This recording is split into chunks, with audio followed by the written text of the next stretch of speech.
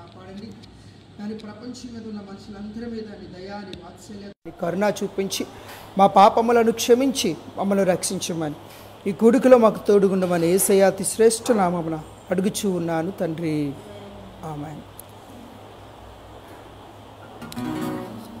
కృప కలిగిన దేవుని నామమునకు మహిమ కలుగునుగాక. సమయంలో ప్రభు సన్నిధిలో అనే పాట పాడుకుందాం. ప్రభు నామమునకు మహిమ తీసుకొద్దాం. ప్రభు సన్నిధిలో ఆనందమే ఉల్లాసమే అనుదినం, ప్రభు ప్రేమలో నిస్వార్థమే వాత్సల్యమే నిరంతరం. ప్రభు సన్నిధిలో ఆనందమే ఉల్లాసమే అనుదినం, ప్రభు ప్రేమలో నిస్వార్థమే వాత్సల్యమే నిరంతరం. హల్లెలూయా హల్లెలూయా హల్లెలూయా ఆమేన్. హల్లెలూయా హల్లెలూయా హల్లెలూయా హల్లెలూయా ఆమేన్. హల్లెలూయా. ప్రభు సన్నిధిలో ఆనందమే ఉల్లాసమే అనుదినం, ప్రభు ప్రేమలో నిస్వార్థమే వాత్సల్యమే నిరంతరం.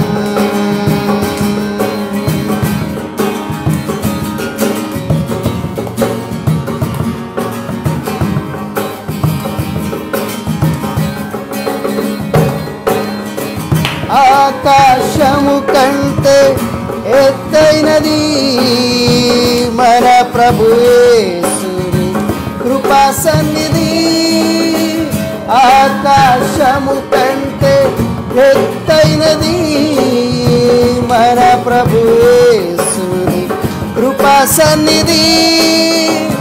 ఆ సన్నిధే మనకు జీవమిచ్చును, గమ్యమునకు చేర్చి జయమిచ్చును.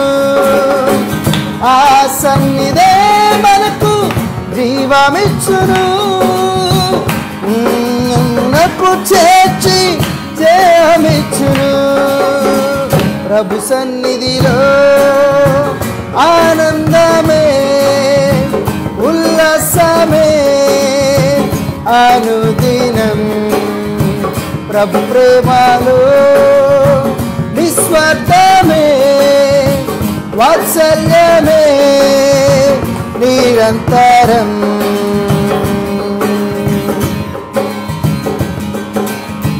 నూతన దుఃఖించు వారికి ఉల్లాస వస్త్రములు ధరింపచేయును ప్రభు సన్నిధి. దుఃఖించు వారికి ఉల్లాస వస్త్రములు ధరింపచేయును ప్రభు సన్నిధి. నూతనమైన ఆశీర్వాదముతో అభిషేకించును ప్రేమనిధి. నూతనమైన ఆశీర్వాదముతో అభిషేకించును ప్రేమనిధి. ప్రభు సన్నిధిలో ఆనందమే ఉల్లాసమే అనుదినం, ప్రభు ప్రేమలో నిస్వార్థమే వాత్సల్యమే నిరంతరం. ప్రభు సన్నిధిలో ఆనందమే ఉల్లాసమే అనుదినం, ప్రభు ప్రేమలో నిస్వార్థమే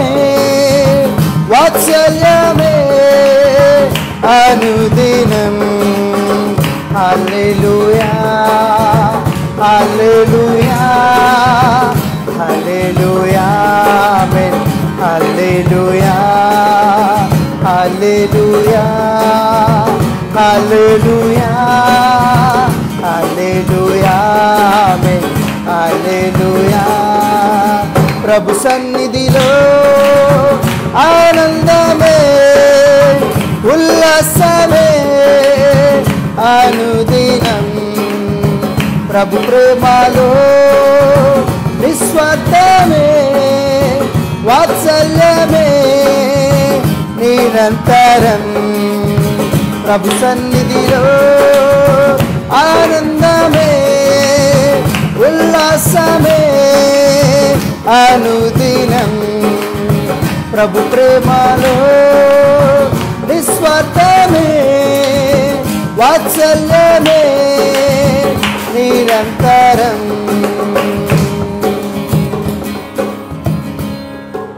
దేవునికి మహిమ కలుగునుగాక. హల్లెలూయా.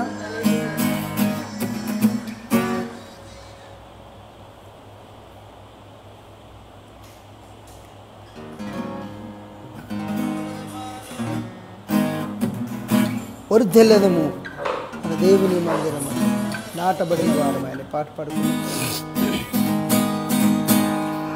వర్ధిల్లెదము మన దేవుని మందిరమందు నాటబడిన వారమై. వర్ధిల్లెదము మన దేవుని మందిరమందు నాటబడిన వారమై. నీతిమంతులమై బహువేయుదము నీతిమంతులమై బహువేయుదము. యేసు రక్తములోనే జయము మనకు జయము. స్తుతి స్తోత్రములోనే జయము మనకు జయము. యేసు రక్తములోనే జయము మనకు జయము. స్తుతి స్తోత్రములోనే జయము మనకు జయము. వర్ధిల్లెదం మన దేవుని మందిరమందు నాటబడిన వారమై. వర్ధిల్లెదము మన దేవుని మందిరమందు నాటబడిన వారమై.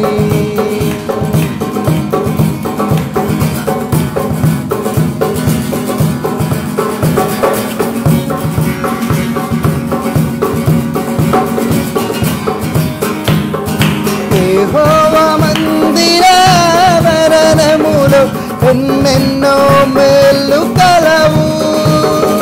యెహోవా మందిరావరణములో ఎన్నెన్నో మేలు కలవు. ఆయన సన్నిధిలోనే నిలచి అనుభవింతుము ప్రతి మేలును. ఆయన సన్నిధిలోనే నిలచి అనుభవింతుము ప్రతి మేలును. వర్ధిల్లెదం మన దేవుని మందిరమందు నాటబడిన వారమై. వర్ధిల్లెదము మన దేవుని మందిరమందు నాటబడిన వారమై. యేసయ్య సిలువ బలియాగములో అత్యున్నత ప్రేమ కలదు.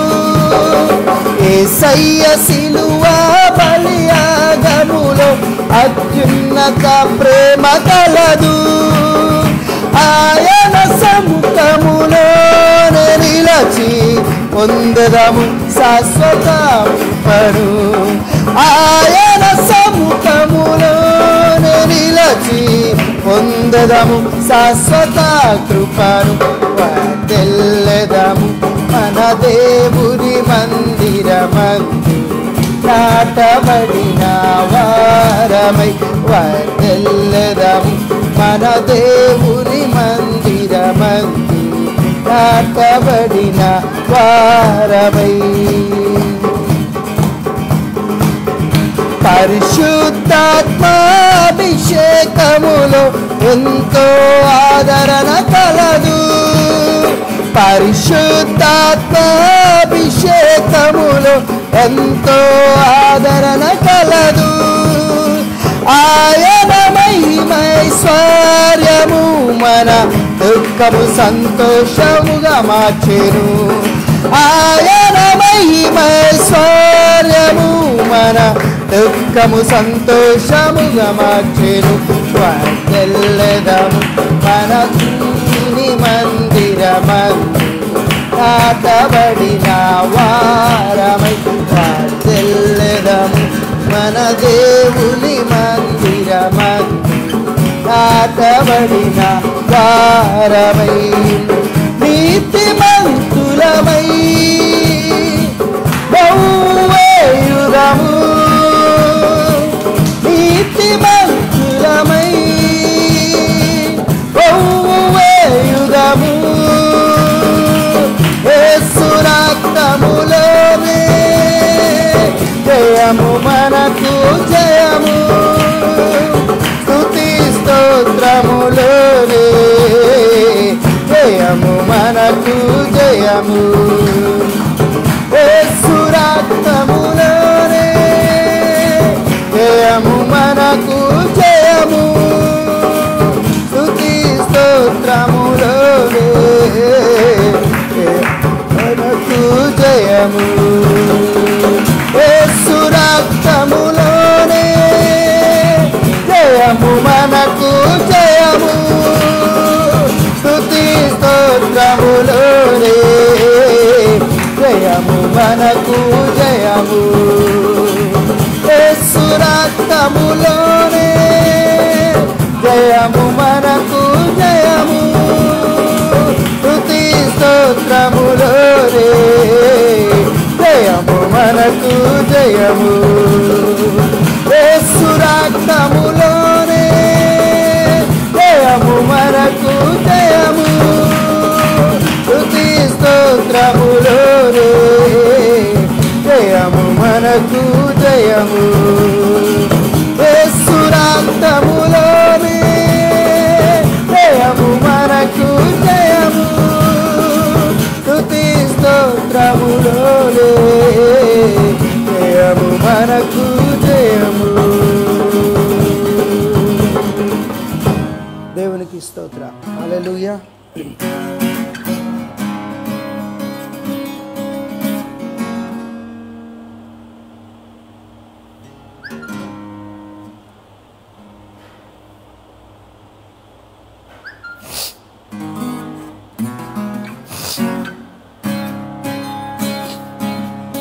అందరూ కూడా ధ్యానపూర్వకంగా సదాకాలము నీతోనే నేను జీవించేదని యేసయ్యను పాడతాను.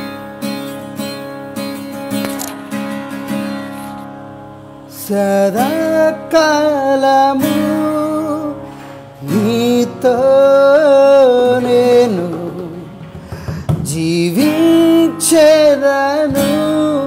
యేసయ్యా. సదాకాలము నీతో నేను జీవించేదను యేసయ్యా. యేసయ్యా యేసయ్యా యేసయ్యా యేసయ్యా యేసయ్యా యేసయ్యా యేసయ్యా యేసయ్యా. సదాకాలము నీతో నేను జీవించేదను యేసయ్యా. సదాకాలము నీతో నేను జీవించేదను యేసయ్యా. పాపాల ఊబిలో పడి ఉన్న నన్ను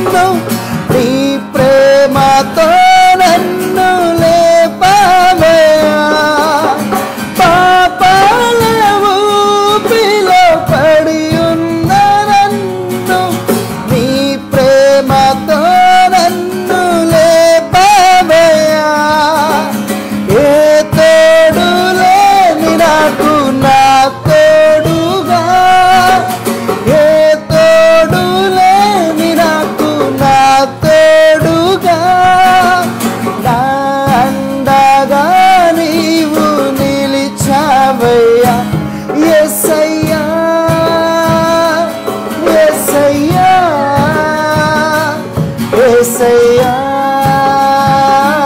యేసయ్యా యేసయ్యా యేసయ్యా యేసయ్యా యేసయ్యా సదాకాలము నీతో నేను జీవించేదాము యేసయ్యా సదాకాలము నీతో నేను జీవించేదాను యేసయ్యా నీ వాత్సల్యమును నాపై చూపించి సాక్షిగా నన్ను నిలిపావయ్యా నీ వాత్సల్యమును నాపై చూపించి నీ సాక్షిగా నన్ను నిలిపావయ్యా ఆశ్చర్య కార్యములు ఎన్నో చేసి ఆశ్చర్య కార్యములు ఎన్నో చేసి నీ పాత్రగా నన్ను మలిచావయ్యా యేసయ్యా యేసయ్యా యేసయ్యా యేసయ్యా యేసయ్యా యేసయ్యా యేసయ్యా యేసయ్యా సదాకాలము నీతో నేను జీవించేదాము యేసయ్యా సదాకాలము నీతో నేను జీవించేదాను యేసయ్యా యేసయ్యా యేసయ్యా యేసయ్యా యేసయ్యా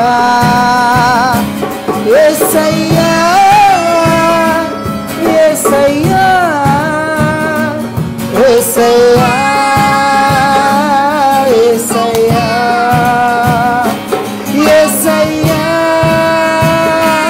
యేసయ్యా యేసయ్యా యేసయ్యా యేసయ్యా యేసయ్యా యేసయ్యా యేసయ్యా సదాకాలము నీతో నేను జీవించేదాము యేసయ్యా సదాకాలము నీతో నేను జీవించేదాము యేసయ్యా. దేవునికి మహిమ కలుగును గాక. దావిజేలు భద్రం గారికి యేసుక్రీస్తు నామములో శుభాలు తెలియజేస్తున్నాం. అలాగనే ఫస్ట్ టైము లైవ్ను చూస్తున్న ముద్దునేని రాజేష్ గారికి కూడా వందనాలు తెలియజేస్తున్నాం.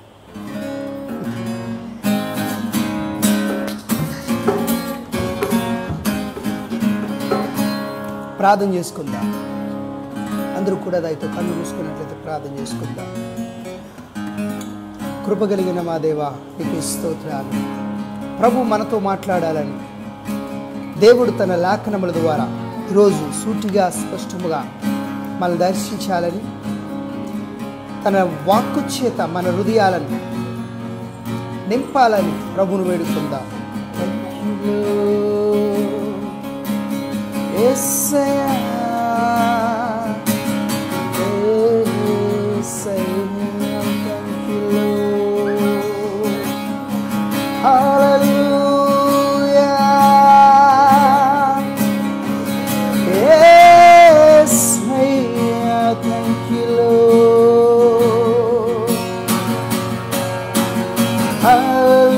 Hallelujah, thank you, Lord. హల్లెలూయా. యేసయ్యా నీకే స్తోత్రాలు, పరిశుద్ధుడానికి స్తోత్రాలు, మహిమోన్నతుడు అనే దేవానికే స్తుతులు ప్రభు. హల్లెలూయా హల్లెలూయా స్తోత్రం హల్లెలూయా. ప్రభువును మనందరము కలిసి ఏకస్వరముతో మనందరము కూడా దేవుని స్తుతిద్దాం. ప్రేమ కలిగిన తండ్రి నీకే స్తోత్రం. హల్లెలూయా హల్లెలూయా. Thank you Lord. You are Holi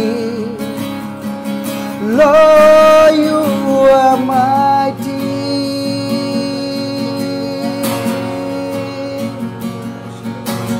You are holy, Jesus. You are mighty, Lord.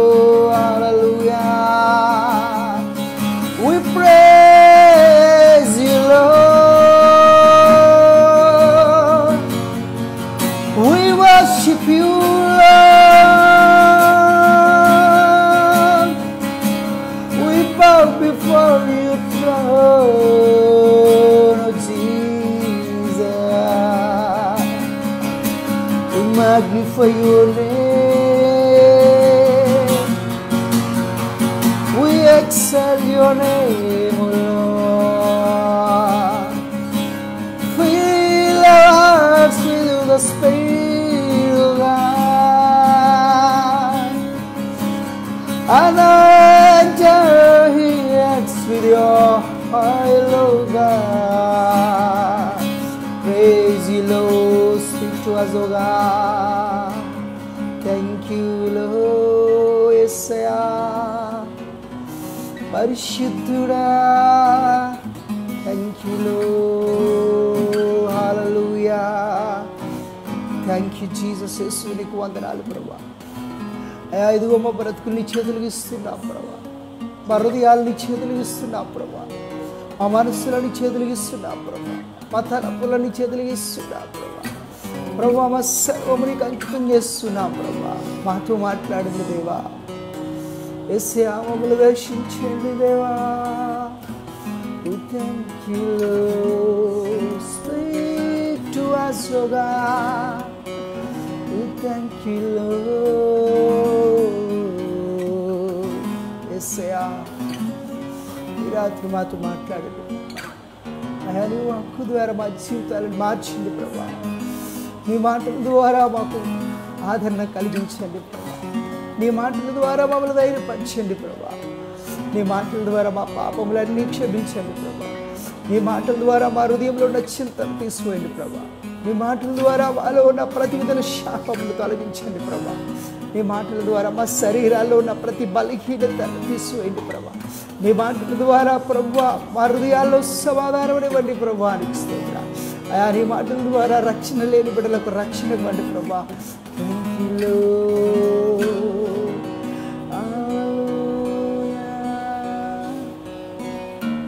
Thank you Lord.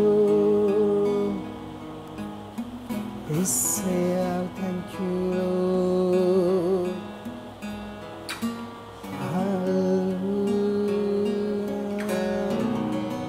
Thank you Jesus. యేసు నీకు వందనాలు. వినగలిగే చెవులను మాకు ఇవ్వండి. గ్రహించగలిగే హృదయమునివ్వండి. స్వీకరించే ప్రభు మనస్సునివ్వండి ప్రభు. అనుసరించే నడవడికనివ్వండి ప్రభు.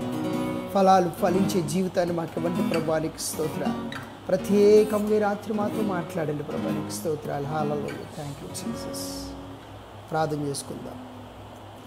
వనజ పాస్టమ్ గారు ప్రార్థన చేస్తారు. పరమందు ఆసీనుడానికి స్తోత్రములు చెల్లించుకుంటున్నాం ప్రభా. నిత్యము వేవేల దూతలతో కొనియాడబడుతున్న తండ్రి పరిశుద్ధుడు పరిశుద్ధుడు అని దేవానికి స్తోత్రములు చెల్లించుకుంటున్నాం ప్రభా. దేవానికి వందనాలు. నీ ఉచితమైన కృపచేత మమ్మల్ని కాచి కాపాడినందుకు వందనాలు. నీ ప్రేమ గల హస్తాలను మమ్మల్ని అందరినీ భద్రపరిచినందుకు వందనాలు చెల్లించుకుంటున్నాం ప్రభా. నీ దయాని కృప మా పట్ల చూపించినందుకు వందనాలు చెల్లించుకుంటున్నాం ప్రభా. నీ బలిష్టమైన చేతుల క్రింద తండ్రి మమ్మల్ని అందరినీ ప్రభా చల్లగా ఉంచినందుకు వందనాలు చెల్లించుకుంటున్నాను తండ్రి. దేవానికి స్తోత్రములు ప్రభా. మమ్మల్ని చేర్చుకున్నందుకు వందనాలు తండ్రి. పాపలము అల్పులము అభాగ్యులమైన మమ్మల్ని తండ్రి ఆ స్తోత్రములు ప్రభా. నీ ప్రేమ చేత మమ్మల్ని చేర్చుకున్నందుకు వందనాలు చెల్లించుకుంటున్నాం ప్రభా. దైవమా నీకు స్తోత్రములు తండ్రి. దేవానికే మహిమ కలుగునుగాక ప్రభా. ప్రతి విధమైన తండ్రి అంధకార శక్తిని లయపరిచి తండ్రి ఆయా స్తోత్రుని ప్రపంచానికి శాంతిని సమాధాన్ని మీరు ఇస్తున్నందుకు వందనాలు చెల్లించుకుంటున్నాం ప్రభా. రాజా నీకే స్తోత్రములు ప్రభా. నీ ప్రేమలో నీ దయలో నీ కృపలో మమ్మల్ని అందరినీ ఉంచినందుకు వందనాలు. ఒక్కసారి పాపులమైన మమ్మల్ని క్షమించి తండ్రి మా విన్నపములు మీరు చెవి ఎగ్గుతున్నందుకు వందనాలు చెల్లించుకుంటున్నాం ప్రభా. అయా నీకే స్తోత్రములు ప్రభా. ఇప్పుడు మీ దాసుడు మాట్లాడుచుండగా తండ్రి అయా నీకు స్తోత్రములు ప్రభా. మాట్లాడిన ప్రతి ఒక్క మాట మా హృదయాల్లో భద్రపరచుకుని ఫలింపకరమైన జీవితాలు మాకు దయచేస్తున్నందుకు వందనాలు చెల్లించుకుంటూ ఈ ప్రార్థన యేసునామములో వేడుకుంటున్నాను తండ్రి. ఆమేన్.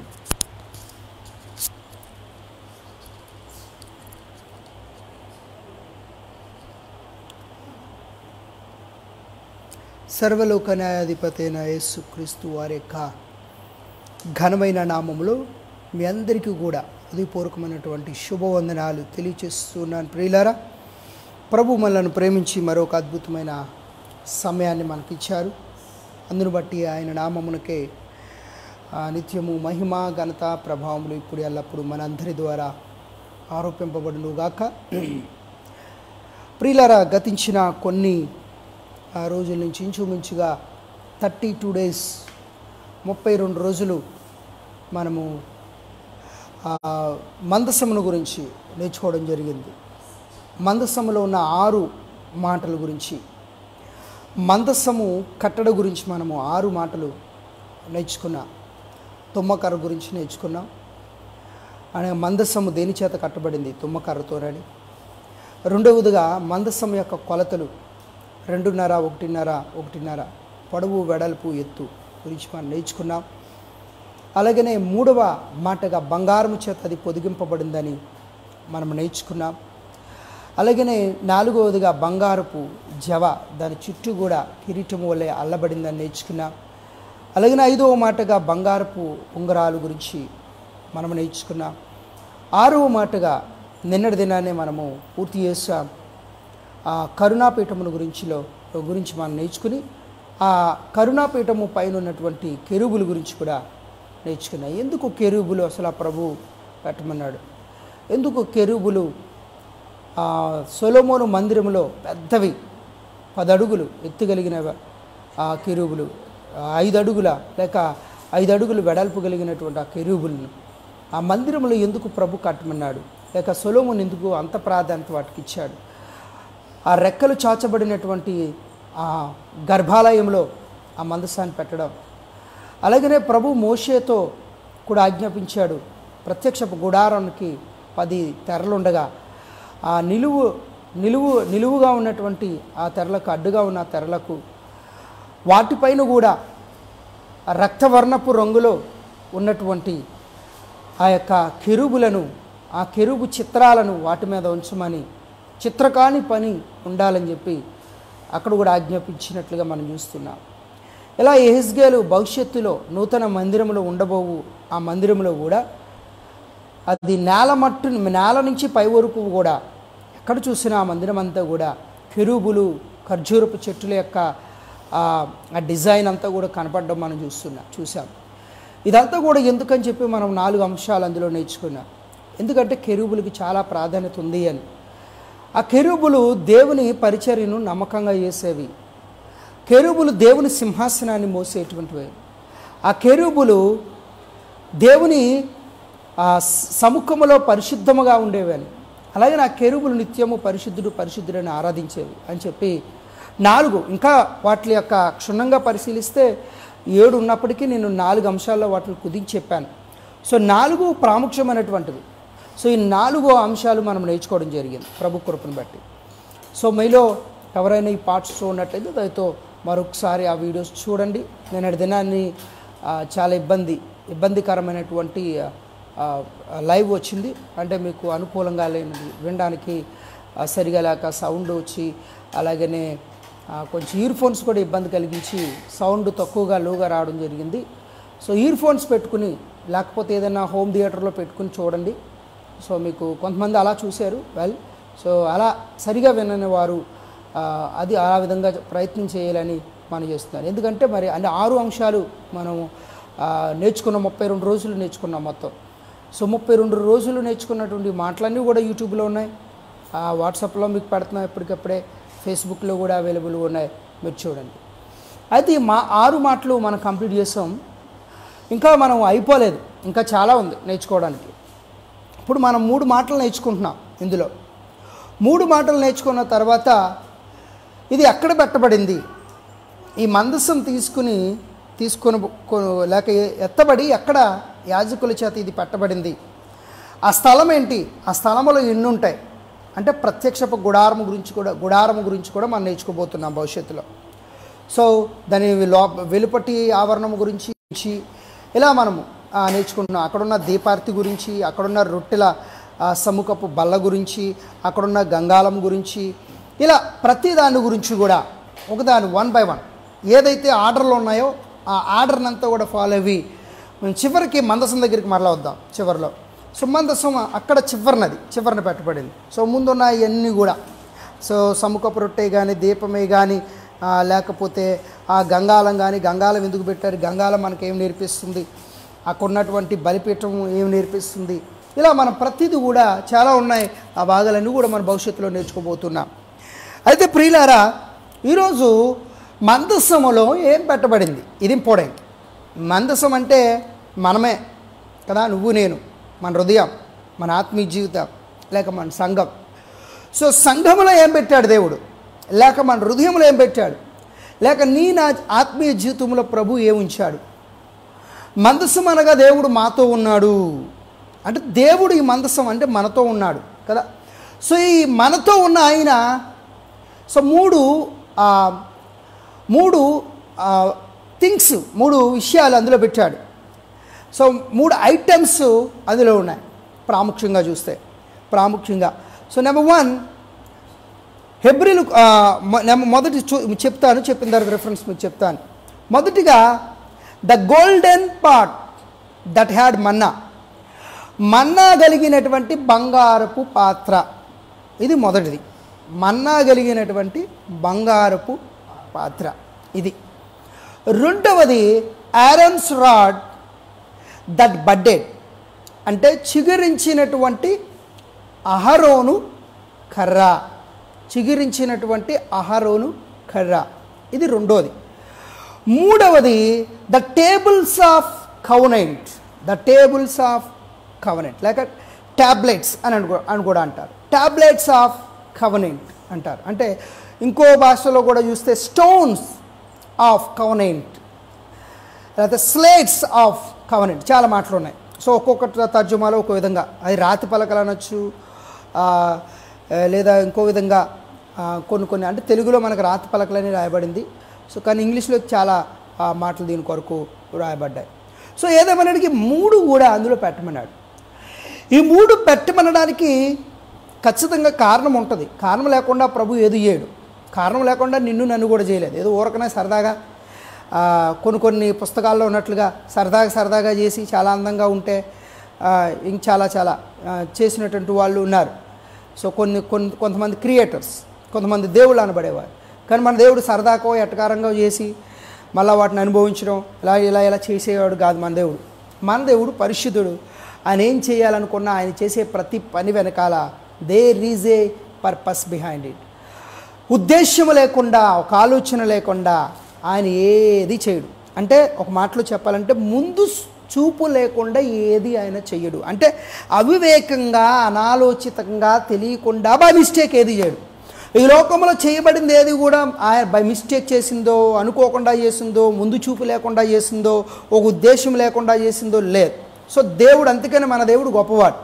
మన పరిశుద్ధ గ్రంథంలో ఎక్కడా ఉండదు ఆయన ముందు చూపు లేకుండా చేసినట్టు, లేకపోతే ఒక ఉద్దేశం లేకుండా ఆయన చేసినట్టు. ఏ పని చేసినా ఆయన ఉద్దేశం ఉంటుంది. నీకు కీడు వచ్చినా ఉద్దేశం ఉంటుంది, నీకు శోధన వచ్చినా ఉద్దేశం ఉంటుంది, నీకు ఒకవేళ బలహీనత వచ్చిన ఉద్దేశం ఉంటుంది. దేనిని నిన్ను మార్చడానికో, నేను ఇంకా వృద్ధిపరచడానికో, నేను ఇంకా బాగా నడిపించడానికో, నిన్ను నల్లగొట్టి బంగారం వలె మెరుగేటట్లుగా చేసేయడానికో ఏదో ఒక సంకల్పం ఉంటుంది. ఇది ప్రభు యొక్క చిత్తమై ఉందని ఈరోజు దేవుని గురించి నువ్వు తెలుసుకోవాలి ప్రియులారా. అలాగే 3 అనగా బంగారము చేత చేయబడినటువంటి మన్నా గల పాత్రను పెట్టడానికి కానీ, రెండవదిగా చిగురించినటువంటి అహరోను కర్రను దాంట్లో ఉంచడానికి గల కారణము కానీ, మూడవదిగా రాతి పలకలు, 2 రాతి పలకలను అందులో ఉంచడానికి గల కారణము కానీ ఖచ్చితంగా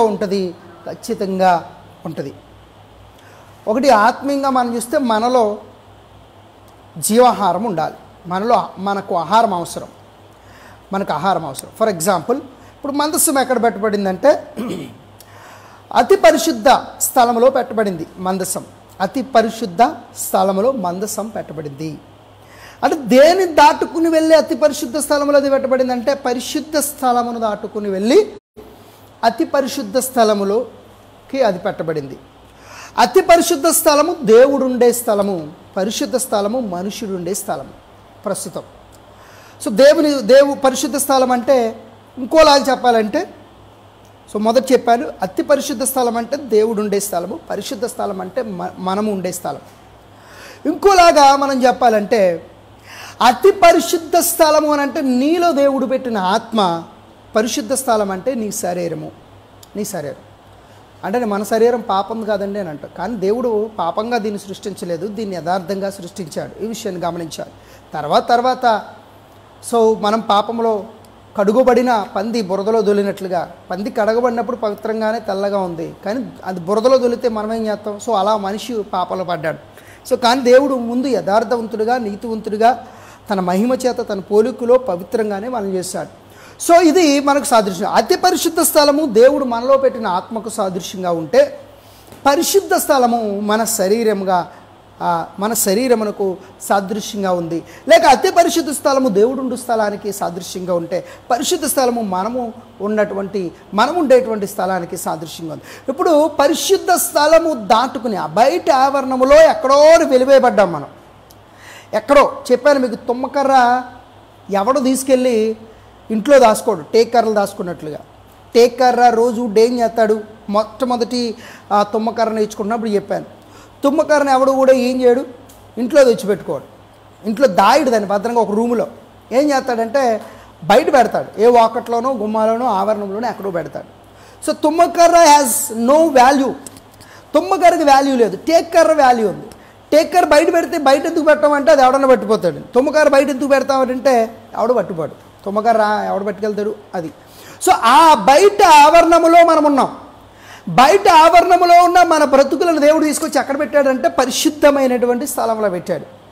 అంతటితో ఆగక నేనుండు స్థలములో మీరు ఉండాలి అని భావించాడు దేవుడు. అందుకనే మనల్ని అతి పరిశుద్ధ స్థలంలో, దేవుడుండు స్థలములోనికి కూడా తీసుకెళ్తాడు. అంటే అది పరలోకం వెళ్ళిన తర్వాత అని అనుకోకండి, ఇహలోకమందు కూడా ఎవరైతే దేవుని పరిశుద్ధాత్మను పొందుకుంటారో వారిలో దేవుడు ఉంటాడు. వారిలో దేవుడు ఉన్నాడంటే అర్థం ఏంటి? నీ యొక్క హృదయము అతి పరిశుద్ధమైన స్థలంగా మార్చబడింది అని అర్థం. సో పరలోకం వెళ్ళిన తర్వాత కూడా నువ్వు అతి పరిశుద్ధ స్థలం అంటే దేవుడుండు స్థలంలో కూడా ఉంటావు. సో ఈ విషయము నువ్వు గ్రహించాలి. ఇప్పుడు బయట ఉన్న నిన్ను తీసుకొచ్చి, ఆవరణములో నెట్టివేయబడిన ఉన్న నిన్ను తీసుకొచ్చి ఆయన పరిశుద్ధ స్థలంలో పెట్టి, పరిశుద్ధ స్థలంలోంచి అతి పరిశుద్ధ స్థలంలోనికి నిన్ను ఆయన పెట్టాడు. అంటే చీకటిలో ఉన్న నిన్ను ఆశ్చర్యకరమైన తన వెలుగులోనికి నిన్ను పిలిచాడనమాట. పిలిచి నిన్ను ఏర్పాటు చేసుకున్నాడు, రాజుగా చేశాడు, యాజకులుగా చేశాడు, పరిశుద్ధ జనంగా చేశాడు, సొత్తైన దేవుని సొత్తైన ప్రజలుగా నిన్ను చేశాడు. ఈ విషయాన్ని నువ్వు గమనించాలి. సో ప్రియులారా, ఇది మనము గ్రహించవలసినటువంటి విషయముగా మనకు కనబడుతుంది. మీకు బాగా అర్థం కావడానికి ఒక మాట చెప్తాను. ఈ లోకంలో అసలు చీకటి లేదు, నిజమేనండి? చీకటి లేదా? చీకటి ఉంది. ఇప్పుడు రాత్రే కదా, చీకటి ఉంది. నిజానికి చీకటి లేదు. ఎందుకు ఈ మాట అన్నానో తెలుసా? చీకటి లేదు అని అంటే అర్థం ఏంటో తెలుసా? చీకటి అనేది అసలు సృష్టించబడలేదు. చీకటి అనేది సృష్టించబడలేదు. God did not create darkness. Bible ఎక్కడైనా సరే లేదు. చీకటి అనేది లేదు, సృష్టించబడలేదు. మరి ఇప్పుడు చీకటి ఎలాగొచ్చింది అని అంటే, వెలుగు ఎక్కడైతే ఉండదో అక్కడ చీకటి ఉంటుంది. సో ఇది గమనించండి. అంటే in the absent of light there is a darkness. Light ఉంటే చీకటి ఉంటుంది కదా, వెలుగు సూర్యుడు ఉంటే చీకటి ఉండదు. సో చీకటి అనేది క్రియేట్ చేయబడలేదు. సో వెలుగు లేకపోవడం వల్లనే చీకటి వస్తుంది. ఈ విషయాన్ని ప్రతి వారు గమనించి. ఇంకోటి చెప్తాను, ఏంటంటే ఫర్ ఎగ్జాంపుల్ వేడి చలి చలి అనేది లేదు. చలి అనేది అసలు క్రియేట్ చేయబడలేదు. చలి అనేది లేదు. మరి చలి ఎలా వచ్చిందండి అంటే in the absent of heat there is a cold అంటారు. అంటే వేడిమి లేకపోవడం వలన చలి అనేది వస్తుంది అంతే. సూర్యుడు వేసవకాలం బాగా మండుతాడు కాబట్టి మనం సూర్యుడికి మన భూమి మధ్య సూర్యుడు దగ్గరగా అతికి దగ్గరికి వస్తాడు మనకి సమ్మర్లో, అందుకని మనకు ఎక్కువ ఉంటుంది. సో శీతాకాలం వచ్చేటడికి ఆయన వేరే ప్రాంతంలో ఉంటాడు, మరో ప్రాంతానికి వెళ్తాడు. అంటే సూర్యుడు తిరుగుతాడు కదా, భూమి తన చుట్టూ తను తిరగడం వలన ఈ తిరగటం వలన మనకు ఇంచుము 4 నెలలు వేడి ఎక్కువ ఉంటుంది. అంటే డైరెక్ట్గా మన దగ్గరికి వస్తాడు. తర్వాత మారుతాడు కాబట్టి చలికాలం, అలా వర్షాకాలం ఇలా వస్తాయి.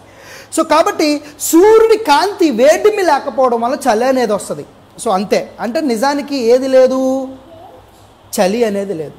సో అలాగనే మనము కూడా అర్థం చేసుకోవాల్సింది ఇదే.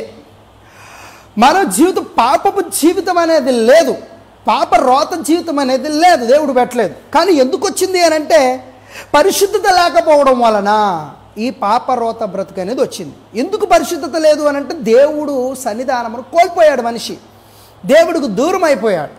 సో అందుకనే మరలా ప్రభువు మనం కోల్పోయిన ఆ పరిశుద్ధతను దేవుడు మనకి ఇవ్వాలనే దేవుడు మరలా ఏం చేశాడు అని అంటే ఈ లోకానికి ఆయన వచ్చారు. ఆ దినాల్లో మందస్వరూపంగా వస్తే ఈ దినాల్లో యేసు ప్రభు వారే ఆయనే మన కొరకు రక్తం కాచడానికి ఈ లోకానికి వచ్చారు. ఈ విషయాన్ని మనం గమనించాలి. అయితే ప్రియులారా, మనం బాగా అనుకొద్దాం. సో 3 విషయాలు చెప్పాను మీకు. ఈ 3 విషయాలు మందసంలో ఉన్నాయి, దీనికి గల కారణం కూడా ఉందని చెప్పి నేర్పాను. ఈరోజు మొదటి అంశాన్ని మనం నేర్చుకుందాం. The golden pot that had manna. So manna కలిగినటువంటి బంగారపు పాత్ర అనేది మనం చూద్దాం. చూడండి, ఈ మాట హెబ్రీలకు రాసిన పత్రిక 9వ అధ్యాయము 3-4 వచనాలు మనం చదువుకుంటే కనబడుతుంది. హెబ్రీలకు 9వ అధ్యాయము 3-4 వచనాలు మనము 2వ తరకు ఆవల అతి పరిశుద్ధ స్థలమును గుడారముండెను. అందులో సువర్ణ ధూపార్తియు అంతటను బంగారు రేకులతో తాపబడిన నిబంధన మందసమును ఉండెను. ఆ మందసములో మన్నా గల బంగారు పాత్రయు, రెండవది చిగిరించిన అహరోను చేతికర్రయు, మూడవది నిబంధన పలకను ఉండెను. ఈ 3 అండర్లైన్ చేసుకోవచ్చు అక్కడ మీరు. మొదటిది అక్కడ చూస్తున్నాం మన్నా గల బంగారు పాత్రయు, రెండవది చిగిరించిన అహరోను చేతికర్రయు, మూడవది నిబంధన పలకలను లేక రాతి పలకలు, ఆజ్ఞలు రాయబడిన పలకలు. సో ఈ 3 అందులో పెట్టమన్నాడు. సో మందసంలో ఈ 3 ఉన్నాయంట. సో ఈ 3 కూడా 3 ప్రత్యేక అంశాలను మనకు తెలియజేస్తున్నాయి. ఒకటి, ఆ మన్నా దేనికి సాదృశ్యంగా 3 విషయాలు మనము 3 విషయాలు. మన్నా ఏమో దేవుడు రాబోవు యేసుప్రభు వారు జీవాహారం నేనే అన్నారు కనుక ఆయనకు సాదృశ్యంగా ఉంది. ఆ రాతి అహరోను కర్ర మన ఫలభరితమైనటువంటి ఆత్మీయ జీవితానికి సాదృశ్యంగా ఉంది. సో మూడవది దేవుని లేఖనాలకు అనగా ఆ రాతి పలకలు లేక నిబంధన పలకలు దేవుని మాటలకు వాక్యమునకు సాదృశ్యంగా ఉంది. సో ఈ 3 అట్లా ఉన్నటువంటి ఆత్మీయ సత్యాన్ని ఒకటిగా చూద్దాం. మొట్టమొదటిగా ఈరోజు మరి మన్నా కలిగినటువంటి బంగారపు పాత్ర గురించి మనం చూద్దాం. మన్నా గల బంగారపు పాత్ర. అసలు దీన్ని మన్నా ఏంటి, అసలు దీని గురించి మనం తెలుసుకోవాలి కదా ఖచ్చితంగా. ఇజ్రాయేలీలు ఐగుప్తు దేశం నుంచి వచ్చారు, ఐగుప్తు దేశానికి వచ్చారు. మొట్టమొదటిగా ఐగుప్తు దేశం నుంచి వచ్చినప్పుడు మొట్టమొదటిగా వారు ఏ ప్రాంతానికి వచ్చారో తెలుసా? సుక్కోతు అనే ప్రాంతానికి వచ్చారు. సుక్కోతు రాసుకోండి. 9 మజిలీలు అంటారు, 9 మజిలీలు. ఇజ్రాయేలులు 9 ప్రయాణాలు చేశారు మొత్తం మీద.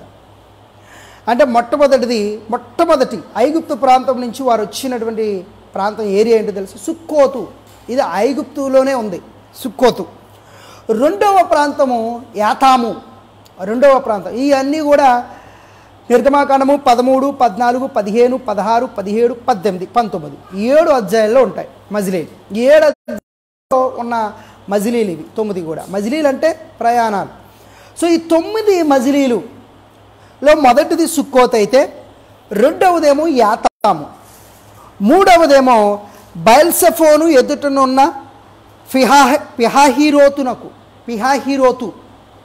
సముద్రానికి, ఏ సముద్రం? ఎర్ర సముద్రానికి దగ్గరలో ఉన్న మూడో మజిలీ పిహాహీరోతు అంటే అది ఎక్కడ ఉందంటే బయల్సెఫోనుకు దగ్గర, ఎర్ర సముద్రానికి దగ్గర ఉంది.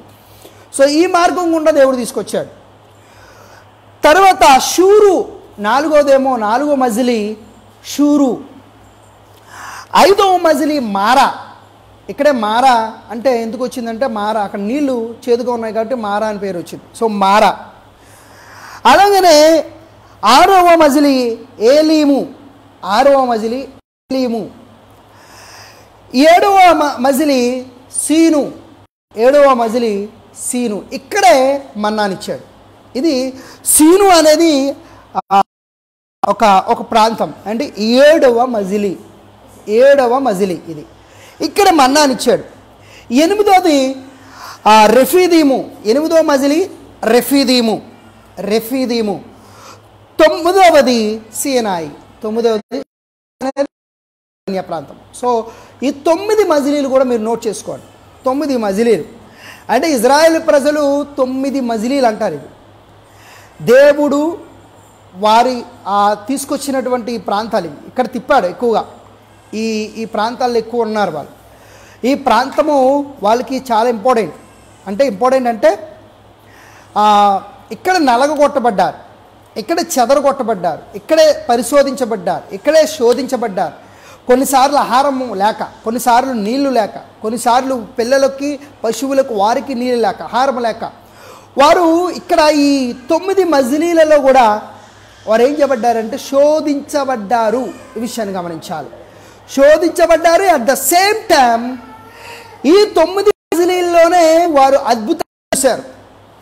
ఎర్ర సముద్రం పాయలవడమే కానీ, అలాగనే బండ నుంచి నీళ్లు రావడమే కానీ, అలాగనే మన్నా కురవడమే కానీ, పగలు మేఘస్తంభముగాను రాత్రి అగ్నిస్తంభముగాను దేవుడు వారికి తోడుగా ఉండడమే కానీ, వారు వేసుకున్న చెప్పులు అరిగిపోకుండా ఉండడమే కానీ, వారు వేసుకున్నటువంటి వస్త్రాలు చీకిపోకుండా, చిరిగిపోకుండా, మాసిపోకుండా ఉండడమే కానీ, వారు సమస్తము కూడా ఇలా వారు నల్లగా ఎండలో అరణ్యంలో ఉన్నప్పటికీ మాడిపోకుండా నీడగా చల్లగా ఏసీలో ఉన్నట్టే వారు ఉన్నారు.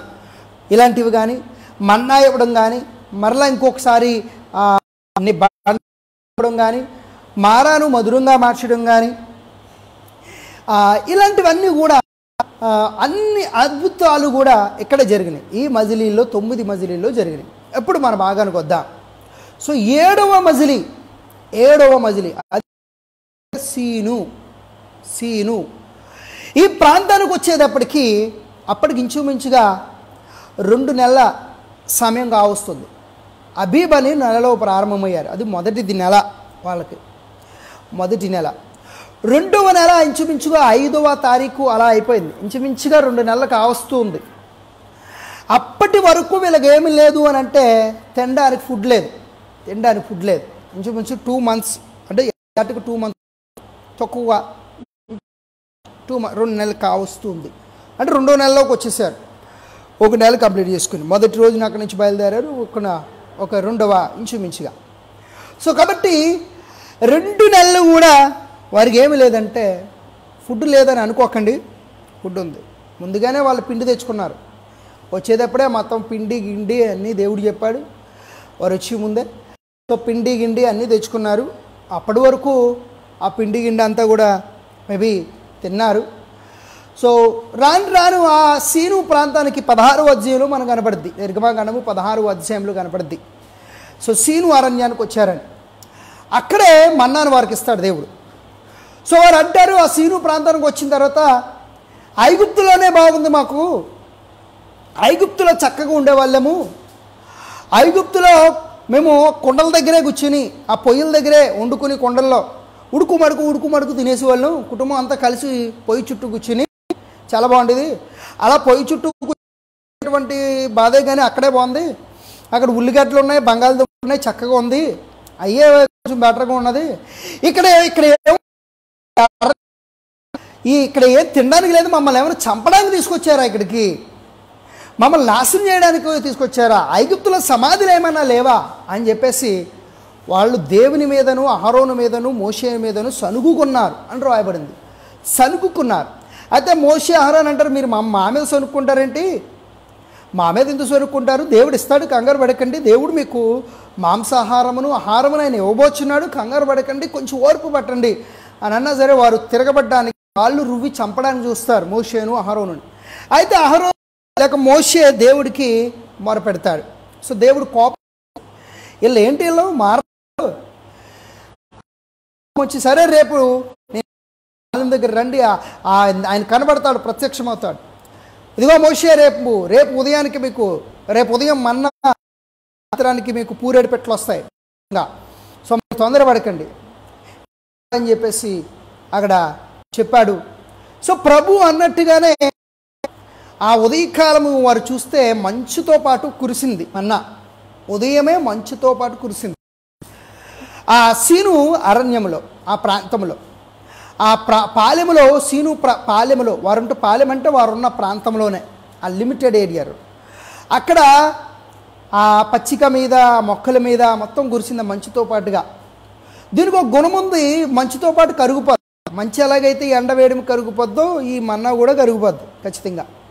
సో కాబట్టి వారు పాలెంలో వచ్చింది, వారు చూశారు, ఏంటి ఏంటి మోషే ఏంటిది అన్నారు. అప్పుడు మోషే అంటారేంటి మీరు అన్నారు, మీ ఆహారం కదా, సో దేవుడు దేవదూతలు తినేటువంటి ఆహారమును మీ కొరకు, ఇది మీకు మన్నా, ఇది మీకు ఆహారం. 6 రోజులు రోజు కూడా ఉదయం వెళ్ళి దీన్ని ఎత్తుకోవాలి, ఏ రోజుకి ఆ రోజు ఎన్నుకోవాలి. ఒక్కొక్క మనిషికి ఎంతారంటే ఓమేరు అంటే 2 సేర్లు, ఒక్క వ్యక్తి 2 సేర్లు మన్నా తినాలి. సో అంతే తింటారు, ఇది ఎంత కావాలో అంత, 2 సేర్ల కంటే ఎక్కువ తీసుకోవడానికి లేదు. ఒకవేళ ఎక్కువ తీసుకుంటే ఏమవుతుందంటే మిగలదు, ఎక్కువ తీసుకున్నవాడికి ఎక్కువైపోదు, తక్కువ తీసుకున్నవాడు తక్కువైపోదు. ఒకవేళ దేవుడు ఆజ్ఞ కాదని తీసుకున్నా ఎందుకు మిగలదు, ఎక్కువ తీసుకున్నవాడికి మిగలదు, నెక్స్ట్ డే అంటే అది పురుగులు పట్టేసి కంపు కూడా వస్తుంది నెక్స్ట్ డే, కాబట్టి వేస్ట్, ఎక్కువ తీసుకున్న ప్రయోజనం ఏం లేదు. సో ఓమేరు కంటే ఎక్కువ తినలేవు నువ్వు, ఓమేరు కంటే తక్కువ తినలేవు. సో చాలా చక్కగా అద్భుతంగా ఇచ్చాడు. ఓమేరు ఎగ్జాక్ట్గా సరిపోద్ది. అయ్యో ఓమేరు నాకు ఎక్కువైపోయింది అని అన్న కూడా ఉండదు, అయ్యో ఓమేరు నాకు తక్కువైంది అని అన్నాక, అంటే 2 సేర్లు తక్కువైపోయింది ఎక్కువైపోయింది అని అన్నాక లేదు, ఎగ్జాక్ట్గా దేవుడు వాళ్ళకి తినేస్తారు 2 కూడా. ఆ 2 ఓమేరు అనగా 2 సేర్లు కూడా తినేస్తారు వాళ్ళు. సో ఎక్కువేమైపోదు ఎగ్జాక్ట్గా. సో దేవుడు అలాంటి సిస్టమ్ పెట్టాడు, అంత అద్భుతంగా వారికి ఇచ్చాడు. సో ఇది తిన్నారు వాళ్ళు చాలా చక్కగా. అదే రోజు సాయంత్రం పూర్తి కూడా చక్కగా తింటున్నారు మాంసాహారం. ఒక రోజున ఆదివారం కదా మాంసాహారం గురించి. సో ప్రభు అడిగే వరకు ఎందుకు ఇవ్వలేదు, సో మీకు చెప్పాను ఆల్రెడీ. సో ప్రభు ఒక ఉద్దేశం ఉంది, వాళ్ళు ఏం తినాలో ఏ సమయంలో ఏది తినాలో బాగా తెలుసు ప్రభుకి. కానీ వాళ్ళు కావాలన్నారు కాబట్టి ఇచ్చాడు దేవుడు, మంచిగా ఇచ్చాడు. కానీ వాళ్ళ కకృతి కొలిది బాగా అది కూడా అంటే ఆ పీకిల దాకా తినేశారు. తినడం మొదలెట్టారు, దొరికిందేమో తెగ తినడం ప్రారంభించారు. తినగానే ఆ పళ్ళల్లో క్లీన్ చేసుకోకుండా ఉండడం, అంటే తిన్న తర్వాతే ఏమైపోయారు, పెట్టల్లా రాలిపోయారు, చాలామంది చచ్చిపోయారు. సో మనము దేవుడు ఉగ్రత వారి మీదకి వచ్చినట్లుగా మనం చూస్తున్నాం ప్రియులారా. అయితే ఇక్కడ మన్నా, సో మన్నాను కూడా వారు తిన్నారు బాగా. సో తిని దానికి మంచి దెబ్బ అన్నారు, అపూపము వలె, తేనె వలె అపూపము వలె ఉందన్నారు. చూడ్డానికి తెల్లగా మంచు కణాల ఉంది, ఇరిగిపోయిన మంచు కణాల వలె. ఇరిగిపోయిన పాలు తెల్ల ఎలా ఉంటాయి చూడండి, అంటే ఇరిగిపోయినట్లుగా ఆ రంగులో ఉంటాయి కాదు, పాలు కంటే తెల్లగా మంచిలాగా ఉంటాయి. మంచి ఎంత తెల్లగా ఉంటుంది అంతే, అంటే అవి మంచిలాగే కరిగిపోతాయి. అవి కణములు అంటే పార్టికల్స్, చిన్న చిన్న కణముల వలె ఉంటుంది. తినడానికి అది నోట్లో వేసుకుంటే జమ్మని కరిగిపోద్ది, చక్కగా డైజెషన్ భలే అయిపోద్ది. నవలాసిన పని లేదు, పళ్ళకు పని లేదు, అయ్యో ఇది అరిగిద్ది అరగదు అనేటువంటి పని లేదు. సో తర్వాతగా ఇది చల్లగా చక్కగా బాగుంటుంది.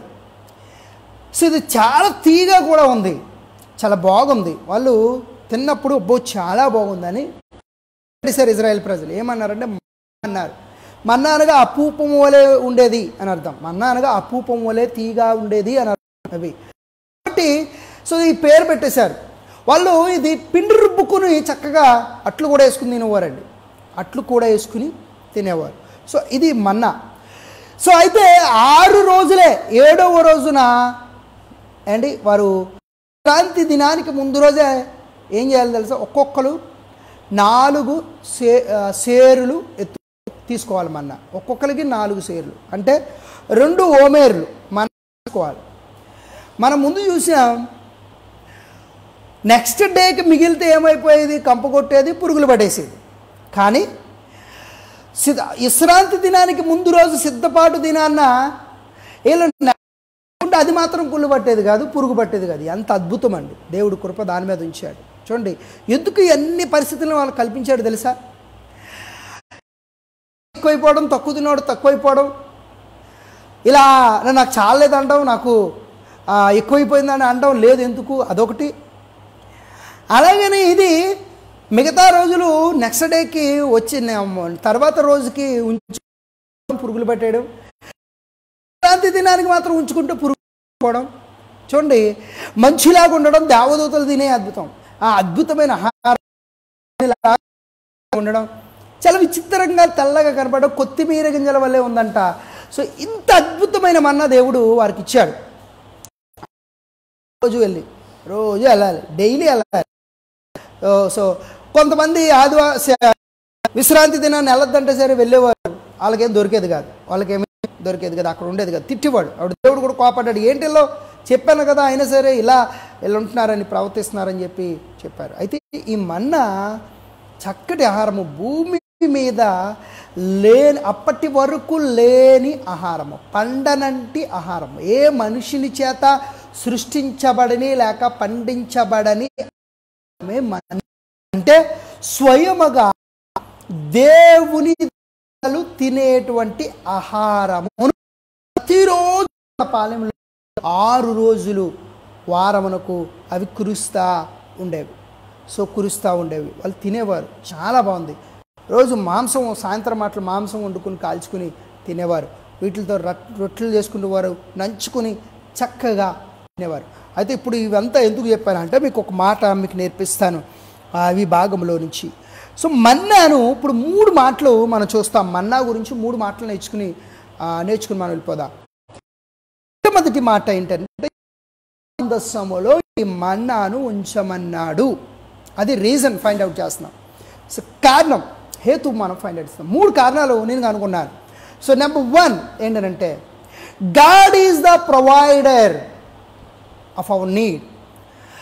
దేవుడు పోషించువాడు అని ఇజ్రాయేలు ప్రజలు తెలుసుకోవాలి. రాబోవు తరం వారు తెలుసుకోవాలి. అంటే మన్నా ఆగిపోయిన తర్వాత మన్నా ఎన్ని రోజులు వచ్చింది?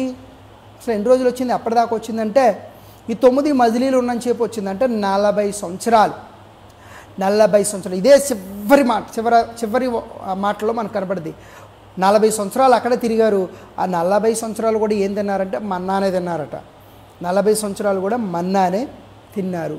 సో ఈ 40 సంవత్సరాలు వారిని పోషించాడు. అంటే ఈ 40 సంవత్సరాలు తర్వాత వారు ఎక్కడికి వెళ్ళారు? కానాను దేశానికి వెళ్ళారు. కానాను దేశానికి ఇద్దరే వెళ్ళారు. కానీ ఇద్దరంటే ఇద్దరే కాదు, ఎవరు వెళ్ళారు? దేవుని తిరుగుబాటు చేసిన వారు అందరూ చనిపోయారు. అంటే సో దేవుని శోధించిన వారి పిల్లలందరూ కూడా వెళ్ళారు. ఇద్దరంటే ఇద్దరు అనుకోకండి, చాలామంది వెళ్ళారు, కొన్ని లక్షల మంది వెళ్ళారు. అంటే ఎవరైతే దేవుణ్ణి వ్యతిరేకించారో, ఎవరైతే దేవుని మీద సనుకున్నారో వాళ్ళు చనిపోయారు. ఆ తరం వారు చనిపోయే వరకు 40 సంవత్సరాలు అక్కడే ఉన్నారు. తర్వాత వారికి పుట్టినటువంటి పిల్లలు కానాను దేశానికి వెళ్ళే వరకు కూడా ఇదే మన్నాను వారు తిన్నారు. సో అప్పుడు కానాను దేశానికి వెళ్ళి, అంటే ఈ 40 సంవత్సరాలు మన్నా తిన్నవారు మరి తినని వారు ఉంటారు కదా, నెక్స్ట్ జనరేషన్, వాళ్ళు గుర్తించుకోవాలి. ఏమని గుర్తించుకోవాలి? దేవుడు ఆహారము పండని ఆ అరణ్యములో, ఆ కొండలలో, ఆ లోయలలో, ఆ గుట్టలలో, రాళ్ళు ఉన్న ప్రాంతంలో మన పితరులు పండించుకోకుండా, దున్నకుండా, విత్తనాలు వేయకుండా చక్కగా దేవుడు వారిని పోషించాడంటే ఎంత అద్భుతం రా అని వాళ్ళు తెలుసుకోవాలి. వాళ్ళు తెలుసుకోవాలంటే ఇప్పుడు ఏం చేయాలి? ఖచ్చితంగా వారు కూడా వారి వెళుతున్న మందిరంలో ప్రార్థన చేయడానికి లేక బలి నర్పించడానికి వెళుతున్న ఆ మందిరములో ఉన్న మందసములో అది ఉండాలి. ఆ మందసములో ఏముందిరా అని చెప్తే ఏముంది? మన్నా ఉంది. ఏంట్రా మన్నా? మన్నా అంటే మన దేవుడు మన పితరులకు ఇచ్చాడు. వాళ్ళు 40 సంవత్సరాలు దేవుడు ఎట్టాడంట. అబ్బాయి ఎంత అదృష్టంరా, ఎంత గొప్పవాళ్ళరా వాళ్ళు. పంట పండించుకోకుండా చక్కగా తిన్నారంటరా. దేవుడు ఎంత గొప్పవాడురా, మన దేవుడు ఎక్కడైనా ఆహారం పెట్టగలరా మనకి అనే ఆ ఉద్దేశం వాళ్ళకి రావడానికి జ్ఞాపకార్థంగా అంటే అందుకని అంటే దేవుడు దేని జ్ఞాపకం? My God is the provider, Jehovah Jireh అంటే యెహోవాయే సమకూర్చువాడు అని వారు తెలుసుకోవాలి. యెహోవా ఏం చేయవాడు? సమకూర్చువాడని తెలుసుకోవాలి. అందుకని ఇది మొదటి కారణం. సో కారణాన్ని మనం గుర్తుంచుకోవాలి. సో మన్నా అందుకనే ఉంది. నిజమే, మన దేవుడు ఎవరు అని అంటే జెహోవా జైరే. మన దేవుడు ఏ స్థితిలోనైనా మనల్ని పోషించగలడు. ఈ సమయాలలో చాలామంది కుటుంబాలు, అయ్యో మా పరిస్థితి ఏంటి, మేము ఉద్యోగానికి వెళ్ళలేదు, అయ్యో మాకు ఇప్పుడు ఏ పనికి వెళ్ళడానికి లేదు, ఇదిగో పంట పండితే దాన్ని అమ్మడానికి లేదు, వ్యాపారాలు లేవు, ఇదిగో కూలి పనులు సరిగా లేవు, బయటికి వెళ్ళడానికి లేదు, కొనుక్కుని తినడానికి లేదు డబ్బును అని ఒక ఏంటి అని చెప్పేసి సతమతం అవుతున్నారా? Don't worry. సో దేవుడు తప్పకుండా నువ్వు విశ్వసించినట్లయితే ద్వారాలను తెరుస్తాడు. దేవుణ్ణి ఇజ్రాయేల్ ప్రజలు శోధించినట్లుగా శోధించద్దు. వారు శోధించి వారు ఏం చేశారంటే, వారు దేవుడు ఇచ్చాడు, పండ్ల సందుల్లో ఉండగానే చచ్చిపోయారు. సో కాబట్టి దేవుడు ఇవ్వగలడా? ఈ అరణ్యంలో మాకు దేవుడు ఆహారాన్ని ఇవ్వగలడా, మాంసాన్ని ఇవ్వగలడా అని శోధించారు. వాళ్ళు ప్రశ్నించారు దేవుడిని. అలా ప్రశ్నించకూడదు. మనం ప్రభువా నువ్వు ఆహారం పెడితే నేను బతుకుతాను, నువ్వు పెట్టకపోయినా పర్వాలేదు, నీ చెంతకు వస్తానని విశ్వాసం కలిగి ఈ రోజు నీ వ్యాపారం పోతుందని, నీ ఉద్యోగం పోయిందని, ఆదాయం పోయిందని అనుకోకు. పోగొట్టుకున్న ఆశీర్వాదాన్ని దేవుడు ఇవ్వగలిగినవాడు. ఆయన జెహోవా జైరే, మన ప్రతి అవసరము తీర్చగలిగినవాడు. ఆయన మహిమ చొప్పున, ఐశ్వర్యము చొప్పున ఆయన తీరుస్తాడు. పరలోక ప్రార్థనలో మనకు అదే నేర్పించాడు ప్రభు. మనం ప్రతిరోజు ప్రార్థన చేసే పరలోక ప్రార్థనలో ఒక అద్భుతమైన మాట చెప్పాడు, మా అనుదిన ఆహారము నేడు మాకు దయచేయము. ఈ మాటను ఒక్కసారి మనం పరిశీలిస్తే అద్భుతమైన సత్యం దీంట్లో బయలుపరచబడుతుంది. ప్రియులారా, ఏంటి అంటే every day you should depend upon God for the food. ప్రతిరోజు కూడా దేవుని మీద ఆధారపడి ఎవరైతే తింటారో బ్రతుకుతారో వారి జీవితాలు ఉన్నతమైనవి పరిశుద్ధ గ్రంథం ప్రకారంగా. ఎవ్రీ డే మనం దేవుని మీద ఆధారపడాలి. పక్షులు, పశువులు, జంతువులు జలచరముల వలె. పక్షులు ఎప్పుడైనా చూసారండి? కొట్టల్లో దాచుకుంటాయా? గాదులు కట్టుకుంటాయా? అవి ఎక్కడైనా చూసారా ఎప్పుడైనా? ఏ సింహం అయినా ఒక రూమ్ పెట్టుకుని అందులో దాచుకుందా, ఫ్రిడ్జ్ పెట్టుకుని మాంసాన్ని? ఎప్పుడైనా చూసారా? ఏ జీవన అవి తింటలేదా? ఒక ఎలుగుబంటికి వచ్చి రోజుకి 23 కేజీల మాంసం తింటుంది. ఒక సింహం వచ్చి రోజుకి 60 కేజీల మాంసం తింటుంది. ఒక సింహం ఒక పిల్ల ఇంచుమించుగా 25 కేజీల మాంసం, ఒక పిల్ల 25 కేజీల మాంసం. ఇంత మాంసం ఎక్కడి నుంచి వస్తుందండి వాటికి? పెట్లు కూడా ఇంచుమించుగా ఒక 100 గ్రాములు 200 గ్రాములు తింటాయి అండ్ విత్తనాలు. ఒక పెట్ట 2 పెట్టల, ఎన్నో పెట్లు, ఎన్నో పక్షులు అండి. ఒక చిలక ఉందనుకోండి, అది ఒక 3-4 ఫ్రూట్స్ తింటుంది. ఎక్కడి నుంచి వస్తున్నాయండి ఇన్ని? సముద్రంలో ఎన్నో జలచరములు ఉన్నాయి, పెద్దవి ఉన్నాయి, తిమింగలాలు ఉన్నాయి అండి. కొన్ని 100 చేపలు తినేస్తుంది. చిన్న చేపలు ఉన్నాయి, అవి ఏం తినకుండా బతికేస్తున్నాయా? తాబేళ్ళు ఉన్నాయి, క్రొకోడైల్స్ ఉన్నాయి, క్రొకోడైల్స్ అంటే మొసల్స్ ఉన్నాయి, పులులు ఉన్నాయి అంటే ఏనుగులు ఎంత పెద్దవండి, ఎంత కడుపు ఉంటుందండి, ఎన్ని కేజీలు గడ్డి, ఎన్ని కేజీలు ఆకులు, ఎంత తింటావండి, ఎంత గడ్డి తింటుందండి. ఎన్ని పశువులు ఉన్నాయి, గుర్రాలు ఉన్నాయి, అడవి మృగాలు ఉన్నాయి, అడవి గేదెలు ఉన్నాయి అంటే జిరాఫీలు ఉన్నాయి, సార్లు గుర్రాలు ఉన్నాయి, ఎన్ని ఉన్నాయి. వీటికి ఎవడు పెడుతున్నాడు? ఏమైనా కోసుకుంటున్నాయా, పండించుకుంటున్నాయా? ఎవరు తిన్నాడు? ఈ భూమి మీద మనుషుల కంటే కూడా పశువులు, జలచరములు, మృగములు, జంతువులు ఎక్కువ, కొన్ని మిలియన్స్ ఎక్కువ. మనం ఎంతండి బాగుంటే 850 కోట్ల జనాభా మనం. 850 కోట్ల జనాభా. ఒక పక్షులతో కూడా సమానం కాదు మనం. మనకంటే పశువులు పక్షులు ఎన్నో మిలియన్స్ బిలియన్స్ ట్రిలియన్స్ అవి. మరి వాటికి ఆహారం ఎవడు పెడతాడు? అందుకనే యేసుప్రభువు అన్నాడు, ఆయన అన్నారు, ఆకాశ పక్షులను చూడండి, అవి విత్తవు పోయవు కోట్లలో కూర్చుకోను, వాటికి పెడతలేదా? మరి నీకు పెట్టనా నేను? నువ్వు వాటికంటే శ్రేష్ఠుడు కదా. మరి నా పోలికలు ఎందుకు చేసుకున్నాను నిన్ను? నా రూపంలో ఎందుకు చేసుకున్నాను నిన్ను? నా చేతులతో ఎందుకు చేశాను నిన్ను? ఊరకన వదిలేయడాను కానీ నేనేం పోషించలేను నిన్ను అంటున్నాడు దేవుడు ఈరోజు.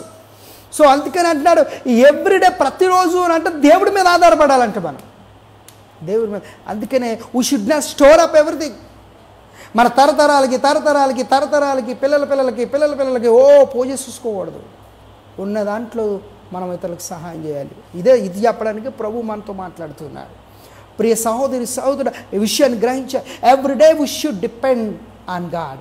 ప్రతి అనుదిన ఆహారము, మరి అనుదిన ఆహారము నీ ఇంట్లో ఒక 100 సంవత్సరాలకు సరిపడా ఉంది. మరి అనుదిన ఆహారం పెట్టమని మళ్ళీ దేవుని ఎలా అడుగుతావు నువ్వు? డబ్బా నిండా బియ్యం ఉన్నాయి, దేవుని ఎలా అడుగుతావు? దేవుని అనుదిన ఆహారం పెట్టమని ఉన్నాయి కదా, మళ్ళీ నన్ను ఎందుకు అడుగుతావు అంటాడు దేవుడు. ఏ మొహం వేసుకొని వచ్చావు అంటాడు, తప్పకుండా అంటాడు.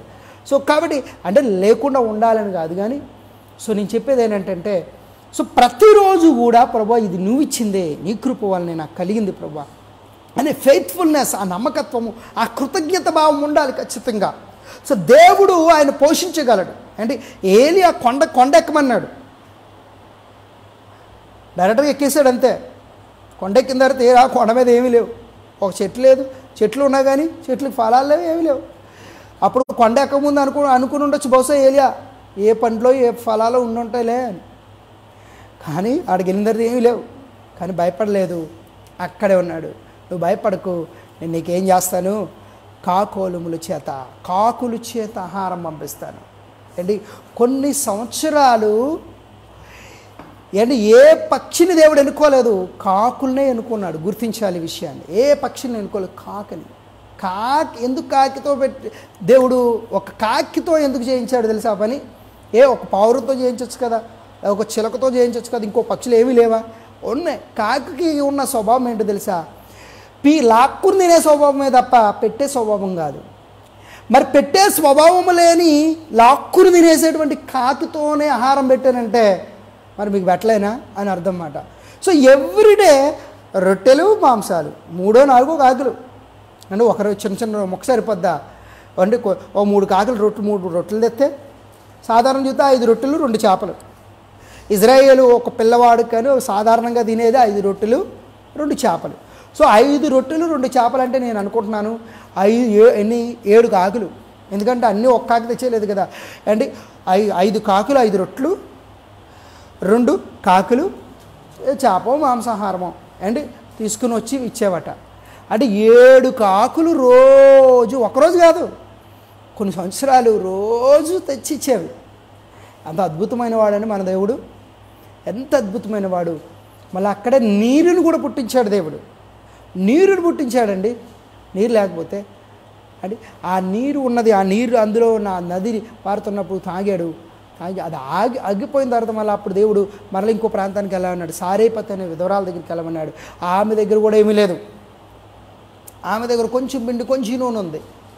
ఆమె అడుక్కుంటూ వాడింటికి బుడబొక్కలోడు వెళ్ళినట్టుగా ఎలా అంటున్నాడు, అమ్మ కొన్ని నీళ్ళు దే అన్నాడు. అమ్మ అప్పుడు కట్టెలు ఏరుకుంటుంది ఆమెకు ఒక అబ్బాయి ఉన్నాడు. ఇంకా కొంచెం ఉంది. ఆ రోజు కట్టెలు ఏరుకుని ఎలుగుంచుకుని రొట్టెలు చేసుకుని తినే చచ్చిపోతారు అనుకుంటున్నారు. ఇంకా అప్పుడు అన్నాడు, అమ్మ కొన్ని నీళ్ళు ఇవ్వండి. ఆమె పాపం వెళ్ళింది. వెళ్తుంటే అమ్మ మళ్ళా పిలిచి, అమ్మ అదే చేత్తో ఒక రొట్టెదే అమ్మ అంటున్నాడు. ఒక అప్పం కాల్చుకుందామంటే ఆమె కట్టెల మోపు అక్కడే విసిరేసి చేయి పైకి జాసి, యెహోవా జీవంతోడు కొంచెం పిండి కొంచెం నూనె ఉంది నా దగ్గర, ఏం లేదు నీకు పెట్టడానికి, మేమే చచ్చిపోతారనుకుంటున్నాం. అమ్మ విశ్వసించు, నువ్వు వెళ్ళు, నేను చెప్పింది చేయి, నీ యొక్క తొట్టెలో పిండి అయిపోదు, నీ బుడ్డులో నూనె తరిగిపోదంతే అన్నాడు. ఆమె వెంటనే పరుగున వెళ్ళి ముందు ఒక అప్పం చేసి తినేసి గావుగా తన పిల్లోడికి పెట్టేసి తర్వాత ఒక దైవజనుడికి రాలేదు. ముందు వెళ్ళి పరిగెట్టుకుని వెళ్ళి దైవజనుడికి ఒక అప్పం చేసి ఇచ్చేసింది. ఇచ్చి అప్పుడు దైవజనుడికి ఇచ్చింది. ఆ దైవజనుడు తిన్నాడు.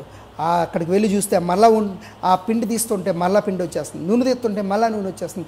ఇలాగా కొన్ని సంవత్సరాలు ఆ దైవజన్ని, ఆ చిన్న బాబుని, ఆ సారేపతి విధవరాల్ని పోషించాడు దేవుడు. పోషించలేడా దేవుడు? పోషిస్తాడు. ఇలా ఎన్ని సందర్భాల్లో బైబిల్ గ్రంథంలో రాయబడి ఉన్నాయి ప్రియులారా. ఎన్నో. అండ్ 5 రొట్టెలను 2 చేపలను 5,000 మందికి పంచాడు, 4,000 మందికి ఒకసారి పంచాడు. మన దేవుడు గొప్పవాడండి. మనము ఆకలిగా ఉంటే గొననివ్వడు మనను. ఆయన కోసం జీవించే వారిని ఎవరిని కూడా పస్తులు పెట్టడు. ఆయన పస్తులు పెట్టడు. ఆయన మనల్ని పోషించగలడు. ఏదైనా సరే పూర్వం భక్తులు జీవించినట్లుగా దేవుని మాట వినాలంతే. మనం దేవుడు ఎక్కడికైనా వెళ్ళమంటే నాకు అది ఉందా ఇది ఉందా అని అనుకుంటాం. నాకు డబ్బు ఉందా, నాకు బియ్యం ఉన్నాయా, నాకు కూరగాయలు ఉన్నాయా, అక్కడ బాగుంటుందా, ఆ నీళ్ళు ఉంటాయా, ఆ ఊరిలో ఆ నీళ్ళు అన్ని సదుపాయాలు ఉంటాయా, ఆ ఊరిలో పిల్లలకి ఎడ్యుకేషన్ ఉంటుందా, అది ఉంటుందా ఇది ఉంటుందా, ఎన్నో ఆలోచిస్తున్నారు ఇప్పుడున్న ప్రస్తుతం ఉన్నటువంటి దైవజనులు. దేవుడు పరిచర్యకి అక్కడికి ఇక్కడికి వెళ్ళమంటే అనుకూలంగా ఉన్న చోట కంఫర్ట్ జోన్ చూసుకుంటున్నారు చాలామంది. ఈవెన్ దైవజనులు. మనం దైవజనులుగా కంఫర్ట్ జోన్లో ఉండడానికి దేవుడు మనల్ని పిల్లలేదు. శ్రమలు అనుభవించాలి, ప్రజల కోసం ఇబ్బందులు అనుభవించాలి. దైవజనులు కూడా ప్రార్థన చేయాలి. ప్రజల ప్రాణము కంటే నీ ప్రాణం ఎక్కువ కాదు. ప్రజల కోసం నీ ప్రాణం పెట్టబద్దులో అన్నాడు. ప్రతి దైవజనుడు కూడా ప్రార్థన చేయాలి. అవసరమైతే నీ ప్రాణం పెట్టాలి. తప్పులేదు దైవజనులు కూడా. ఎందుకంటే ప్రభువు మీద ఆధారపడిన ఏ దైవజనుడిని దేవుడు విడిచిపెట్టడు. ప్రభు ఆయన సహాయం చేస్తాడు. ఒక ద్వారం మూసిపోతే 100 ద్వారాలు తెరుస్తాడు ఆయన. అంత గొప్పవాడు. ఈరోజు ప్రియ సహోదరుడా, నువ్వెవడవైనా, ఒక దైవజనుడు అయినా, నువ్వు ఒక విశ్వాసమైనా, నువ్వెవరైనా ఒక్కటి విషయం గుర్తుంచుకోవాలి. నువ్వు కూడా దేవుడు ఆ రోజు ఇజ్రాయెల్ ప్రజలు గుర్తుంచుకోవాలనే మన్నా గల పాత్రను ఆ మందసంలో ఉంచాడు. ఈరోజు నీవు కూడా దాని నుంచి నేర్చుకోవాల్సిన పాఠం ఇదే. దేవుడు ఎవరు అనంటే సమస్తమును ఇచ్చేవాడు, సమకూర్చువాడు, మనల్ని పోషించువాడై ఉన్నాడు అనే విషయాన్ని మనము గుర్తించాలి. ఆయన ఉండగా మనకి ఏది కూడా కొదువ ఉండదు. ఇది మొదటి అంశము. రెండవ అంశమును మనం చూస్తే ప్రియులారా, సో మనము చదువుకుందాం ఒకసారి ఈ మాట. అసలు దేవుడు నిర్గమాకాండము 16వ అధ్యాయం 32వ వచనం నుంచి కూడా మనం చదువుకుందాం. 32వ వచనం 16వ అధ్యాయము 32 నుంచి.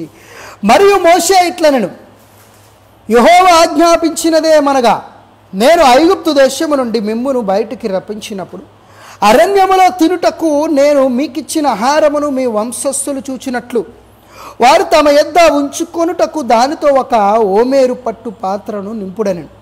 కాబట్టి మోషే అహరోనుతో, నీవు ఒక గిన్నెను తీసుకొని దానిలో ఒక ఓమేరు మన్నాను పోసి మీ వంశస్థులు తమ యొద్ద ఉంచుకొనుటకు ఇది గుర్తుంచుకోవాలి. మీ వంశస్థులు తమ యొద్ద ఉంచుకొనుటకు యెహోవా సన్నిధిలో దాన్ని ఉంచమని యెహోవా మోషేకు ఆజ్ఞాపించినట్లు ఉంచబడుటకు సాక్ష్యపు మందసము ఎదుట అహరోను దాన్ని పెట్టాను. ఎక్కడ పెట్టారు అంటే సాక్ష్యపు మందసం దగ్గర పెట్టారు.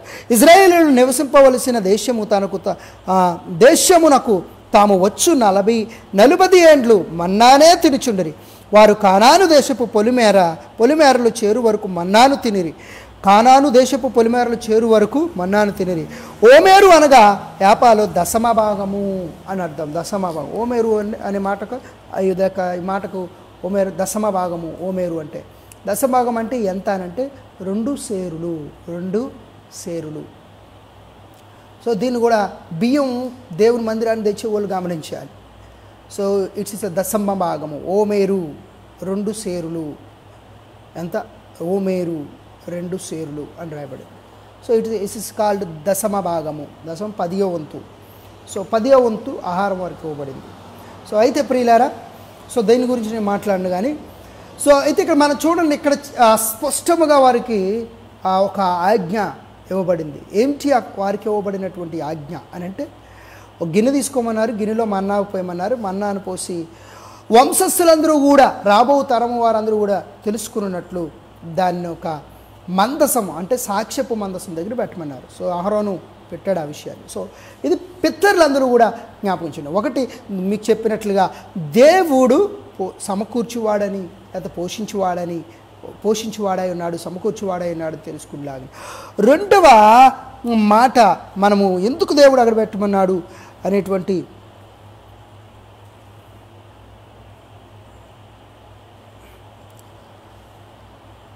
వారు తరతరములకు కూడా వారు దీనిని జ్ఞాపకం ఉంచుకోవాలి. అది రెండవ మాట.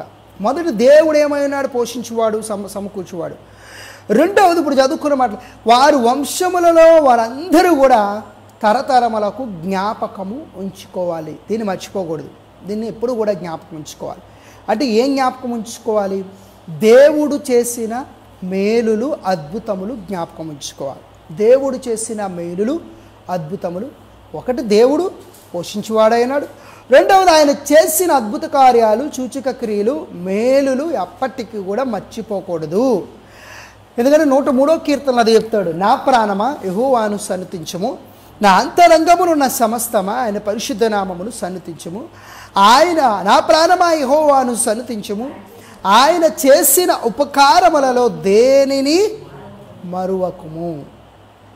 ఇట్స్ పక్కా, ఇది పక్కాగా మనం చేయాలి. దేవుడు చేసిన మేలు దేనిని మర్చిపోడు. అందుకని భక్తుడు అంటున్నాడు, నా ప్రాణమా యెహోవాను సన్నిధించు, నా అంతరంగమునున్న సమస్తమా ఆయన పరిశుద్ధుడు, ఆయన పరిశుద్ధ నామము నువ్వేం చేయాలి, సరే నా ప్రాణమా యెహోవాను సన్నిధించుము అని చెప్తూ ఆయన చేసిన మేలుల్లో దేని ఉపకారములలో, మేలులో, కార్యములలో, అద్భుతములలో, సూచక క్రియలు ఏ కార్యము దేవుడు నీ పట్ల చేసినా ఆ కార్యమును నువ్వు ఎప్పటికీ మర్చిపోవడానికి లేదు. నువ్వెప్పటికీ జ్ఞాపకం ఉంచుకోవాలి. జ్ఞాపకం ఉంచుకుని నువ్వేం చేయాలి అని అంటే దేవుణ్ణి స్తుతిస్తూ ఉండాలి. ప్రభా మా పితరులకు మన్నానిచ్చావు, నీకు వందనాలు ప్రభా. ఈరోజు నువ్వు కూడా చెప్పాలి. ఇజ్రాయేలు మన ఆత్మీయ బిడలే, వాళ్ళు కూడా మనము కూడా వారి వారసులమే. ఎందుకు క్రీస్తు రక్తంలో కడగబడ్డాం కదా. ప్రభా మా పితరులకు మీరు మన్నానిచ్చారు ప్రభా, మమ్మల్ని కూడా పోషించగలరు మీరు. ఇలా ఇది దేనికి సాదృశ్యం ఉంటే ఆయన చేసిన ప్రతి ఉపకారమును మనం తలుసుకోవాలి. నిజమే అండి. మన తోడు ఎన్ని నీళ్ళు మనం రోజుకు వాడతామండి, ఎన్ని నీళ్ళు వాడతాం? చాలా కదా. కొన్ని బకెట్లు, ఒక బకెట్ మ్యాక్సిమం వాడతాం అనుకుందాం, ఎక్కువ వాడతాం కదా. నీళ్ళు ఉంటే ఒకలాగా, నీళ్ళు లేకపోతే ఇంకోలా అనుకోండి. నీళ్ళు లేకపోతే 2 జగ్గులు వేసుకుంటాం స్నానం, నీళ్ళు ఉంటే ఓ దెమ్మర పోసుకుంటాం అనుకోండి.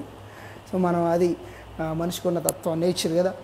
సో ఎన్ని నీళ్ళు వాడతాం? 1-2 రోజులు కుళాయిలు రాలేదు అనుకోండి, మోటార్లో ఏం పని చేస్తలేదు, కరెంట్ లేదండి. ఏంటంటారు పరిస్థితి? చాలా భయంకరంగా ఉంటుంది కదా. మనం ఎన్ని నీళ్ళు వాడుతున్నామండి? ఉదయం లేసి స్నానాలు చేస్తాం, ప్రతిదీ కడుక్కోవడానికి, ఇల్లు కడుక్కోవడానికి, అవి కడుక్కోవడానికి, ఇవి కడుక్కోవడానికి, గిన్నెలు కడుక్కోవడానికి, ఎవ్రీథింగ్ వాటరే కదా. ఇది ఎన్ని నీళ్ళు మన భూమిలోంచి తోడేస్తున్నామో రోజు కూడా. ఎవరిచ్చారు? మన తాత ఇచ్చాడా? కాదు కదా, మన దేవుడు ఇచ్చాడు మనల్ని ప్రేమించి. సృష్టించే ముందే వీళ్ళకి నీళ్ళు కదా. అది దేవుడికి వందాలు చెప్తున్నావా? దేవా ప్రభు అని every give thanks to the Lord. ప్రభు ఇదిగో ఆకాశాన్ని ఇచ్చారు, ఆహారం ఇచ్చారు, ఈ సూర్యచంద్ర నక్షత్రాలు, ఇవన్నీ నీరిచ్చారు, గాలి ఇచ్చారు ప్రభు అని. అంటే గాలి ఎంత గాలి పీల్చుకుంటున్నామంటే ఓరకన్నా తెగ పీల్చేసుకుంటున్నాం కదా. ఒకరోజు హైదరాబాద్లో జరిగినటువంటి సంఘటన ఇది. హైదరాబాద్లో నిజంగా జరిగింది. ఒక పెద్ద అపోలో హాస్పిటల్కి సమీపంగా ఒక వ్యక్తి సడన్గా ఏమైందో తెలియదు, తనకి ఫిట్స్ లాగా వచ్చి కళ్ళు తిరిగి పడిపోయాడు. పడిపోతే పక్కన ఉన్న వాళ్ళు ఏం చేశారంటే, ఈ పాపం పడిపోయాడని అక్కడ పక్కనే అపోలో ఉందని చెప్పి అపోలో హాస్పిటల్లో జాయిన్ చేశారు. జాయిన్ చేశారు. మొత్తం మీద అతను ఊపిరి అందుతలేదు, ఆక్సిజన్ పెట్టారు. ఇలా ఆక్సిజన్ పెట్టి అతనికి సెలైనైజ్ పెట్టి బాగుంది. సో మొత్తము అతడు 8 గంటలు హాస్పిటల్లో ఉన్నాడు. 8 గంటల్లో 3 గంటలు అతనికి ఆక్సిజన్ పెట్టారు. ఎన్ని గంటలు? 3 గంటలు. మొత్తం 8 గంటలు హాస్పిటల్లో ఉన్నాడు. ఒక రోజు కూడా లేడు. 8 గంటలు హాస్పిటల్లో ఉండి 3 గంటలు ఆక్సిజన్ సెలైన్ పెట్టారు. దానికి తెలుసా, 2,20,000 బిల్ వేశారట. 8 గంటలకి ఆక్సిజన్ 3 గంటలు పెట్టినందుకు 2,20,000 రూపాయలు బిల్ వేశారట. అంటే ఆక్సిజన్ పెట్టావు అన్నారట. ఆక్సిజన్ అంత ఖరీదా అని ఏదైనా దిమాగ్ వెంటనే కళ్ళు తిరిగిపోయి, ఇంత రేటా అని. చూడండి ప్రియులారా, ఒక 3 గంటలు ఊపిరి ఆ సెలైన్లో ఉన్నటువంటి ఆక్సిజన్ మనకుంటే ఇన్ని డబ్బులు అవుతే 24 గంటలు ఇస్తున్నాడు అంటే 1444 నిమిషాలు నువ్వు ప్రతి నిమిషం గాలి పీల్చుకుంటున్నావే, ఫ్రీగా పీల్చేసుకుంటున్నావే, మరి దేవుడు చేసింది కదా ఇదంతా? దేవుడు నిన్ను ప్రేమించి ఇచ్చింది కదా? నీ కష్టం, నీ బలం, నీ జ్ఞానం అనుకుంటున్నావా? దేవుడే ఈ నీళ్ళు ఆపెత్తే, గాలి ఆపెత్తే, దేవుని కూడా తెలుసు. దేవుడు ఊపిరి తీసుకోవడం మానేస్తే గాలి ఆగిపోద్ది. ఊపిరి తీసుకోవడం మానేస్తే దేవుడు ఒక్కసారి కండ్లు మూసుకుంటే లోకం భస్మం అయిపోద్ది. తెలుసా నీకు ఆ విషయం? ఈ భూమి తిరగకపోతే నువ్వు పోతావు, సూర్యుడి కాంతి లేకపోతే మనం చనిపోతాం. ఇవన్నీ మన ప్రయోజనం కోసం everything God has given freely ఇచ్చాడే, విలువైనవి. అవి లేకుండా ఉంటేనే వాటి విలువ తెలుస్తుంది నీకు. 2 రోజులు 3 రోజులు నీళ్ళు లేకుండా చేస్తే దేవుడు, అప్పుడు నీళ్ళ విలువ ఏంటో నీకు తెలుస్తుంది. అప్పుడు దేవుడా అంటావు. అప్పటి వరకు తెలియదు మనం. అప్పటి వరకు తెగ తాగేస్తాం, తెగ మనం చేస్తాం కదా. కానీ దేవుడు ఎంతలా మనల్ని ప్రేమించి, మన భారతదేశంలో 70% మంది సురక్షిత మంచి నీళ్ళు రాక, భూమిలో ఉప్పు నీళ్ళు, మురికి నీళ్ళు పడి రాక, నీళ్ళు పక్క నుంచి తెచ్చుకుని ఇక్కడ తెచ్చుకుని, మంచి నీళ్ళు లేక కలరాలతో ఇంకో జబ్బులు వాళ్ళు శ్రీకాకుళం వెళ్ళి చూడండి, ఎంతోమంది గుండె కొన్ని అక్కడ తాగుతున్న నీళ్ళు, ఆ ఏరియా అంతా కూడా నీరు లేక ఆ నీళ్ళు వల్ల అందరూ జబ్బు బారి పడిపోయారు, చాలామంది చచ్చిపోయారు. చూసారా ఇలా ప్రపంచం. మన భారతదేశంలోనే 70% వాటర్, మంచి వాటర్ లేదు, 30% మంచిది ఉంది. అయినప్పటికీ కూడా ఇంకా మనం త్రాగలుగుతున్నాం.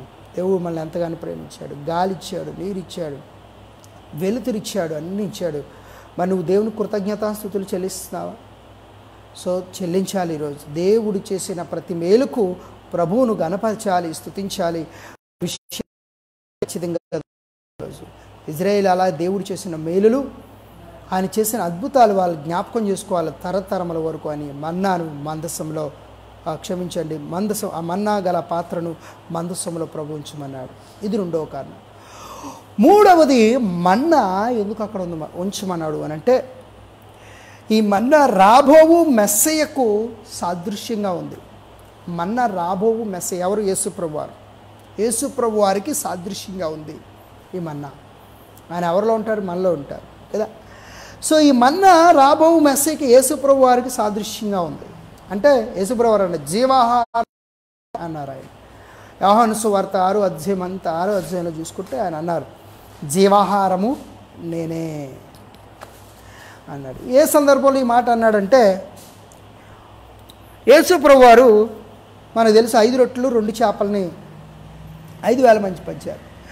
ఆ రోజు నుంచి జనాలు ఎక్కువైపోయారండి, బీభత్సంగా మారిపోయారు, ఇంకా మామూలుగా కాదు.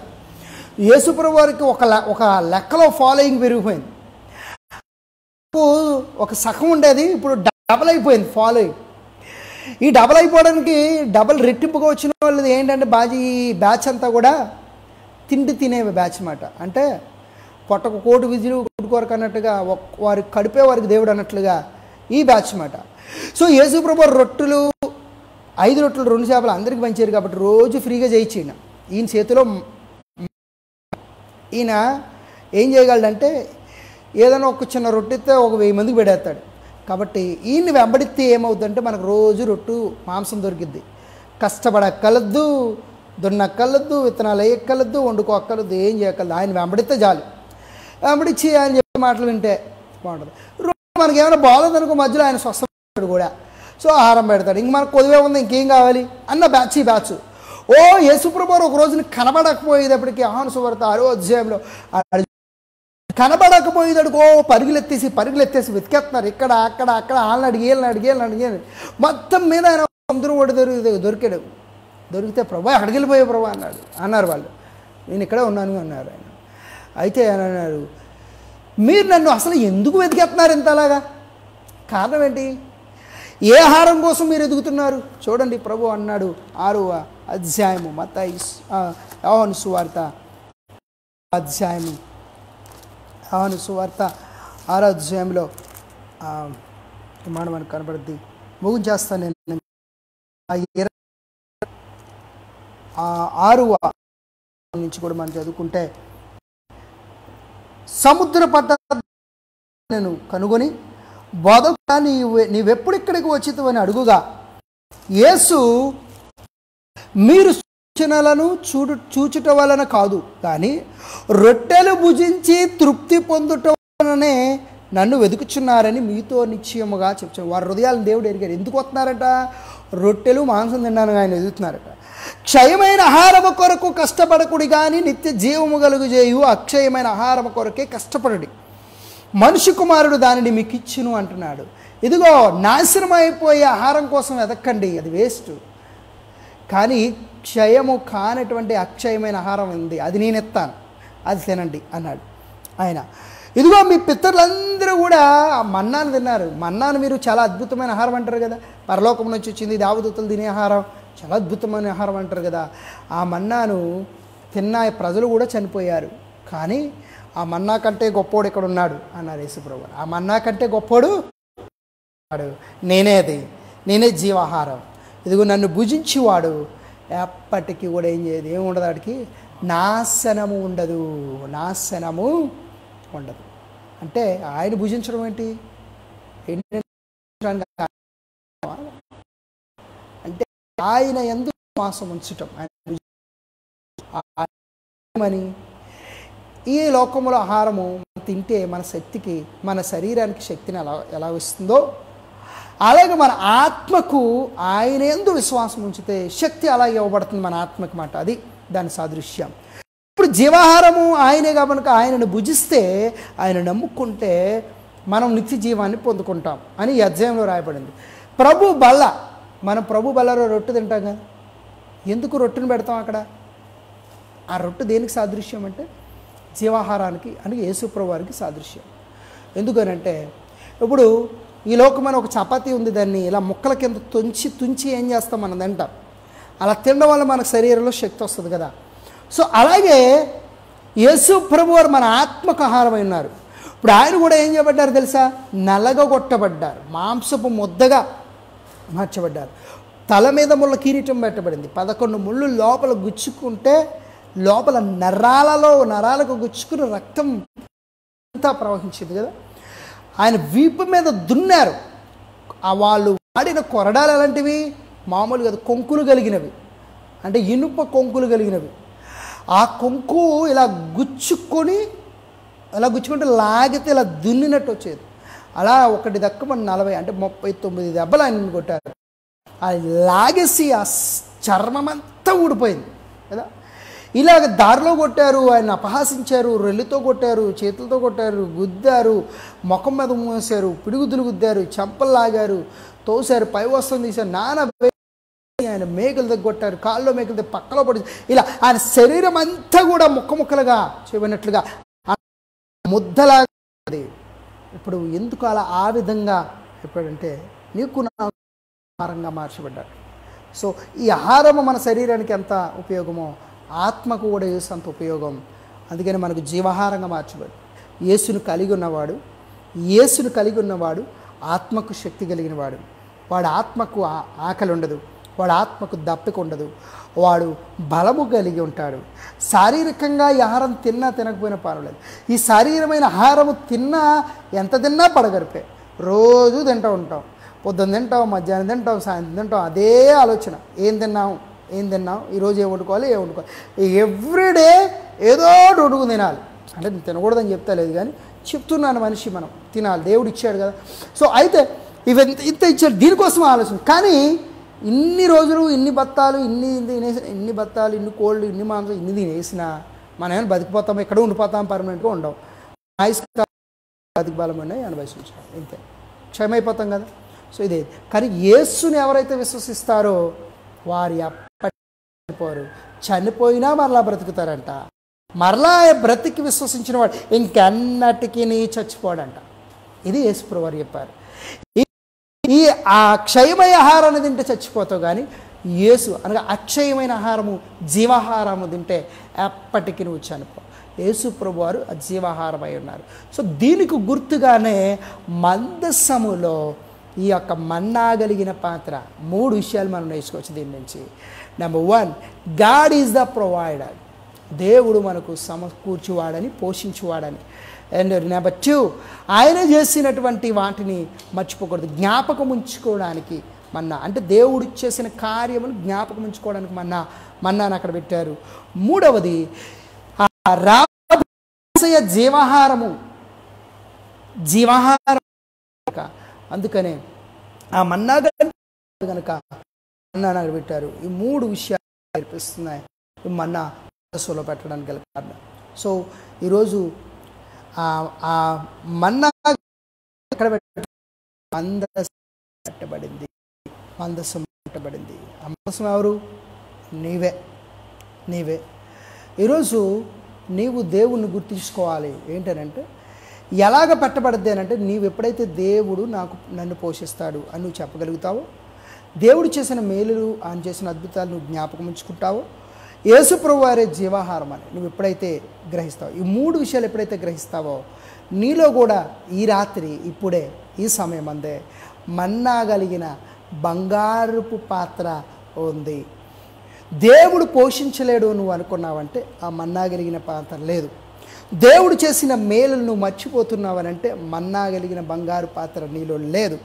యేసు ప్రభువారు జీవాహారం అని నువ్వు గ్రహించలేక మర్చిపోతున్నావు అని అంటే మన్నా కలిగిన ఆ బంగారుపు పాత్ర నీలో లేదు. ఈ 3 ఉంటేనే, ఈ 3 జ్ఞాపకం చేసుకుంటేనే ఈరోజు నీలో కూడా ఆ మన్నా కలిగిన పాత్ర ఉందా లేదా చూసుకోవాల్సిన బాధ్యత నీదే. లేకపోతే ఇప్పుడే ఆ పాత్రను ప్రభువునిమ్మాను ఈ రాత్రి. ఆయన ఇవ్వాలంటే ప్రభువా సమస్తము సమకూర్చేవాడు, సమస్తమును చేయువాడు ప్రభువా. ఇదిగో నువ్వు చేసిన మేలు ఎప్పుడు జ్ఞాపకం చేసుకుంటాను. ఇవన్నీ ఇచ్చావు ప్రభా, సృష్టిలో సమస్తాన్ని మమ్మల్ని ప్రేమించి నువ్వు ఇచ్చిన ఏ ప్రభా మేము అనుభవిస్తున్నాం అని ఆయనకు మేలు కృతజ్ఞతాస్తుతులు చెల్లించింది. అలాగనే యేసు జీవాహారం అని నీకోసం ప్రాణం తన శరీరాన్ని నీకు దానికి నిత్య జీవాన్ని ఇవ్వడానికి, పోకుండా ఉండడానికి ఆయన జీవాహారంగా మార్చబడ్డాడని నువ్వు గుర్తిస్తే ఈ రాత్రి మన్నా బంగారుపు పాత్ర నీలో పెట్టబడుతుంది. కృపా భాగ్యము ధన్యత యేసయ్య గ్రహించునుగాక. ఆమె దేవుడి మాటలు దీవించునుగాక. దయతో మనందరూ కూడా ప్రార్థన చేద్దాం. ప్రార్థన చేద్దాం. ప్రభును వేడుకుందాం, ప్రభు కృప కొరకు వేడుకుందాం. ఈ సమయంలో మనం అందరం కూడా దయతో రాబో గుడ్ ఫ్రైడే, అలాగనే పామ్ సండే ఎల్లుండే, గుడ్ ఫ్రైడే, అలాగనే ఈస్టర్ కూడా మన ఎదుట ఉంది వచ్చే ఆదివారం. సో ఈ 3 ఫెస్టివల్స్ మనకి ఇంపార్టెంట్ కదా, చాలా చక్కగా జరుపుకుంటూ ఉండేవాళ్ళం. కానీ ఈ సంవత్సరం అది ప్రభు చిత్తం కాకపోవచ్చు. ఏది ఏమైనప్పటికీ ఇది ప్రజల శ్రేయస్సు కొరకు తీసుకున్నటువంటి నిర్ణయం కనుక మన ప్రభు ఎలా నడిపిస్తే ఆ విధంగా ఏదో విధంగా మనము ఆ రోజు దేవుల్లో గడపడానికి మనం ప్రయత్నం చేయాలి. సో కాబట్టి ఈ 3 రోజులు ప్రభు మనల్ని ఆస్వాదించాలని, ఈ 3 ప్రత్యేకమైనటువంటి రోజుల్లో ప్రభు మనకు తోడుగుండాలని, ప్రభు మనకు సహాయం చేయాలని, మనల్ని ఆ దినముల కొరకు చేయాలని, ఆయన వాక్యం కానీ ప్రార్థన కానీ మనం మర్చిపోకుండా ఉండాలని ఈ 3 దినాలు ప్రత్యేకంగా ప్రభు ఆస్వాదించాలని మనం ఈ రాత్రి ప్రార్థన చేద్దాం. ప్రభుని కృప కొరకు వేడుకుందాం. ప్రభు చిత్తమైతే మరి అద్భుత రీతిగా మరి మందిరాల్లో జరుగులాగా మనం ప్రార్థన చేద్దాం. ఒకవేళ ప్రభు చిత్తం లేకపోయినట్లయినప్పటికీ కూడా ఏదేమైనప్పటికీ ప్రభు చిత్తం కొరకు మనం కనిపెట్టి ప్రార్థన చేద్దాం. సో మనలో ఎవరు కూడా నిరుత్సాహానికి గురి కాకుండా సో మనం ప్రభువులో ఏదో విధంగా ఎదుగు నిమిత్తమై ఈ 3 రోజుల గురించి మనం ప్రార్థన చేద్దాం ఈ రాత్రి. కృపగలిగిన మా తండ్రి నీకే స్తోత్రాలు ప్రభువా, స్తోత్రములు దేవా,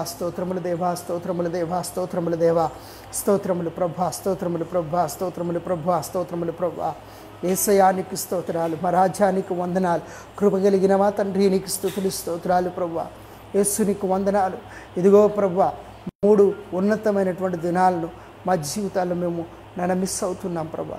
ఇదిగో పామ్ సండే చక్కగా ప్రభా ఊరంతా తిరుగుచు నీ నామమును ప్రకటించేవారం. ఆ బాధ్యతను ఈ సంవత్సరం మేము కోల్పోబోచున్నామేమో ప్రభా. ఏదేమైనప్పుడు నీ చిత్తాన్ని జరిగించాను. ఇదిగో ప్రభా ప్రతి గుడ్ ఫ్రైడే కూడా మా జీవితంలో మిస్ అవ్వకుండా అయా నీ పాదాల చెంత ఉండేవారం ప్రభా. చక్కగా ఉపవాసం ఉండి మందిరంలో ప్రార్థన చేసి సిలువలో మీరు పలికిన 7 మాటలు చక్కగా నేర్చుకుని ఉంటుండేవారము ప్రభా ఈ సంవత్సరం మా భాగ్యం మాకు లేదేమో ప్రభా, నిశ్చితం కాదేమో, అలాగే కూడా ప్రభా చక్కగా మేము ఉదయకాలమే తెల్లవారుచామని 5 గంటలకు మందిరంలో కూడుకుని మరలా ఆరాధన ప్రభా ఉత్సాహంగా సంతోషంగా జరుపుకుంటూ ఉండేవారం ప్రభా. ఈ సంవత్సరము అది కూడా నిశ్చితం కాదేమో ప్రభా. ఏదేమైనప్పటికీ మాలో నిరుత్సాహం రాకుండానట్లు, మేము ఎవ్వరము కూడా ప్రభా వెనుకంజు వేయకుండానట్లు, మా ఆత్మీయ జీవితాలను కట్టుకునేలాగిన ఈ రాత్రి మాకు సహాయం చేయండి. ఆ 3 ప్రత్యేకమైన దినాలు ఒక ప్రత్యేకమైన ఆశీర్వాదాలను మాకు ఇవ్వండి, ప్రత్యేకమైన ఆత్మ నింపుదలను ఇవ్వండి, ప్రత్యేకమైన ఆత్మీయ జీవితాన్ని సమకూర్చండి ప్రభా. మేలుతో మమ్మల్ని నింపండి ప్రభా. పరిశుద్ధాత్మ శక్తిని అభిషేకమును మాకు ఇవ్వండి. ఇదిగో ప్రభా, ఈరోజు ఎంతమంది అయితే ఈ లైవ్ని వీక్షించారో వారిని, వారి కుటుంబాలను, వారి బిడ్డలను, వారి భవిష్యత్తులను ఆస్వాదించండి. ఇదిగో ప్రభా, మా సంఘాలు అన్నిటినీ కూడా దీవించండి. ఇదిగో ప్రపంచ దేశాలను దీవించండి. ఇదిగో ప్రభా, మా దేశాన్ని కరోనా బారి నుంచి తప్పించండి. మా రాష్ట్రాలను, మా తెలుగు రాష్ట్రాలను కరోనా బారి నుంచి తప్పించండి ప్రభా. ఇదిగో మా గ్రామాలను తప్పించండి, మా కుటుంబాలను తప్పించండి ప్రభా. మా స్నేహితులను, బంధువులను దీవించండి ప్రభా. నీకు స్తోత్రాలు. మా ఇరుగు పొరుగు వారిని దీవించండి ప్రభా. నీకు స్తోత్రాలు. ఇదిగో మా సంఘాలన్నింటిలో ఆత్మీయ జీవితాన్ని ఇవ్వండి. ప్రతి వారు చేస్తున్న ప్రతి పనిని దీవించండి ప్రభా. ప్రతి వారికి ఆరోగ్యం ఇవ్వండి, ప్రతి వారికి శక్తిని, బలమును దయచేయండి ప్రభా. ఎవరు దేనికోసమైతే ప్రార్థన చేస్తున్నారో ప్రభా, ప్రార్థనలకు ప్రతిఫలం ఇవ్వండి. ఎవరైతే వాక్యమును చదువుతున్నారో వారితో మీరు మాట్లాడండి ప్రభా. నీ కృపని రాత్రి మా అందరికీ అనుగ్రహించండి. మా అందరి హృదయాల్లో నెమ్మదినివ్వండి, మా అందరి జీవితాల్లో క్షేమాన్ని ఇవ్వండి. ఈ రాత్రి సుఖమైన నిద్రనిచ్చి ఉదయమే లేచి ప్రభా నిన్ను స్తుతించే గొప్ప ధన్యత, భాగ్యము మా అందరికీ ప్రసాదించి మేలు చేత నింపమని యేసయ్య అతి శ్రేష్ఠ మిక్కిలి విని బ్రతిమాలి వేడుకొనిచ్చి ఉన్నాను తండ్రి, ఆమేన్. యేసుని రక్తమునకు ఇచ్చాం, ప్రభేసు రక్తమునకు ఇచ్చాం, ప్రభేసు నామమునకే సంపూర్ణ విజయం కలుగునుగాక, ఆమేన్. పరలోకముందున్న తండ్రి యొక్క ప్రేమయు, ప్రభు అయిన యేసుక్రీస్తు వారి యొక్క కృపయు, పరిశుద్ధాత్మ అన్యోన్య సహవాసము మన కుటుంబాలకును ఇప్పుడు ఎల్లప్పుడూ సదాకాలం నడిపించే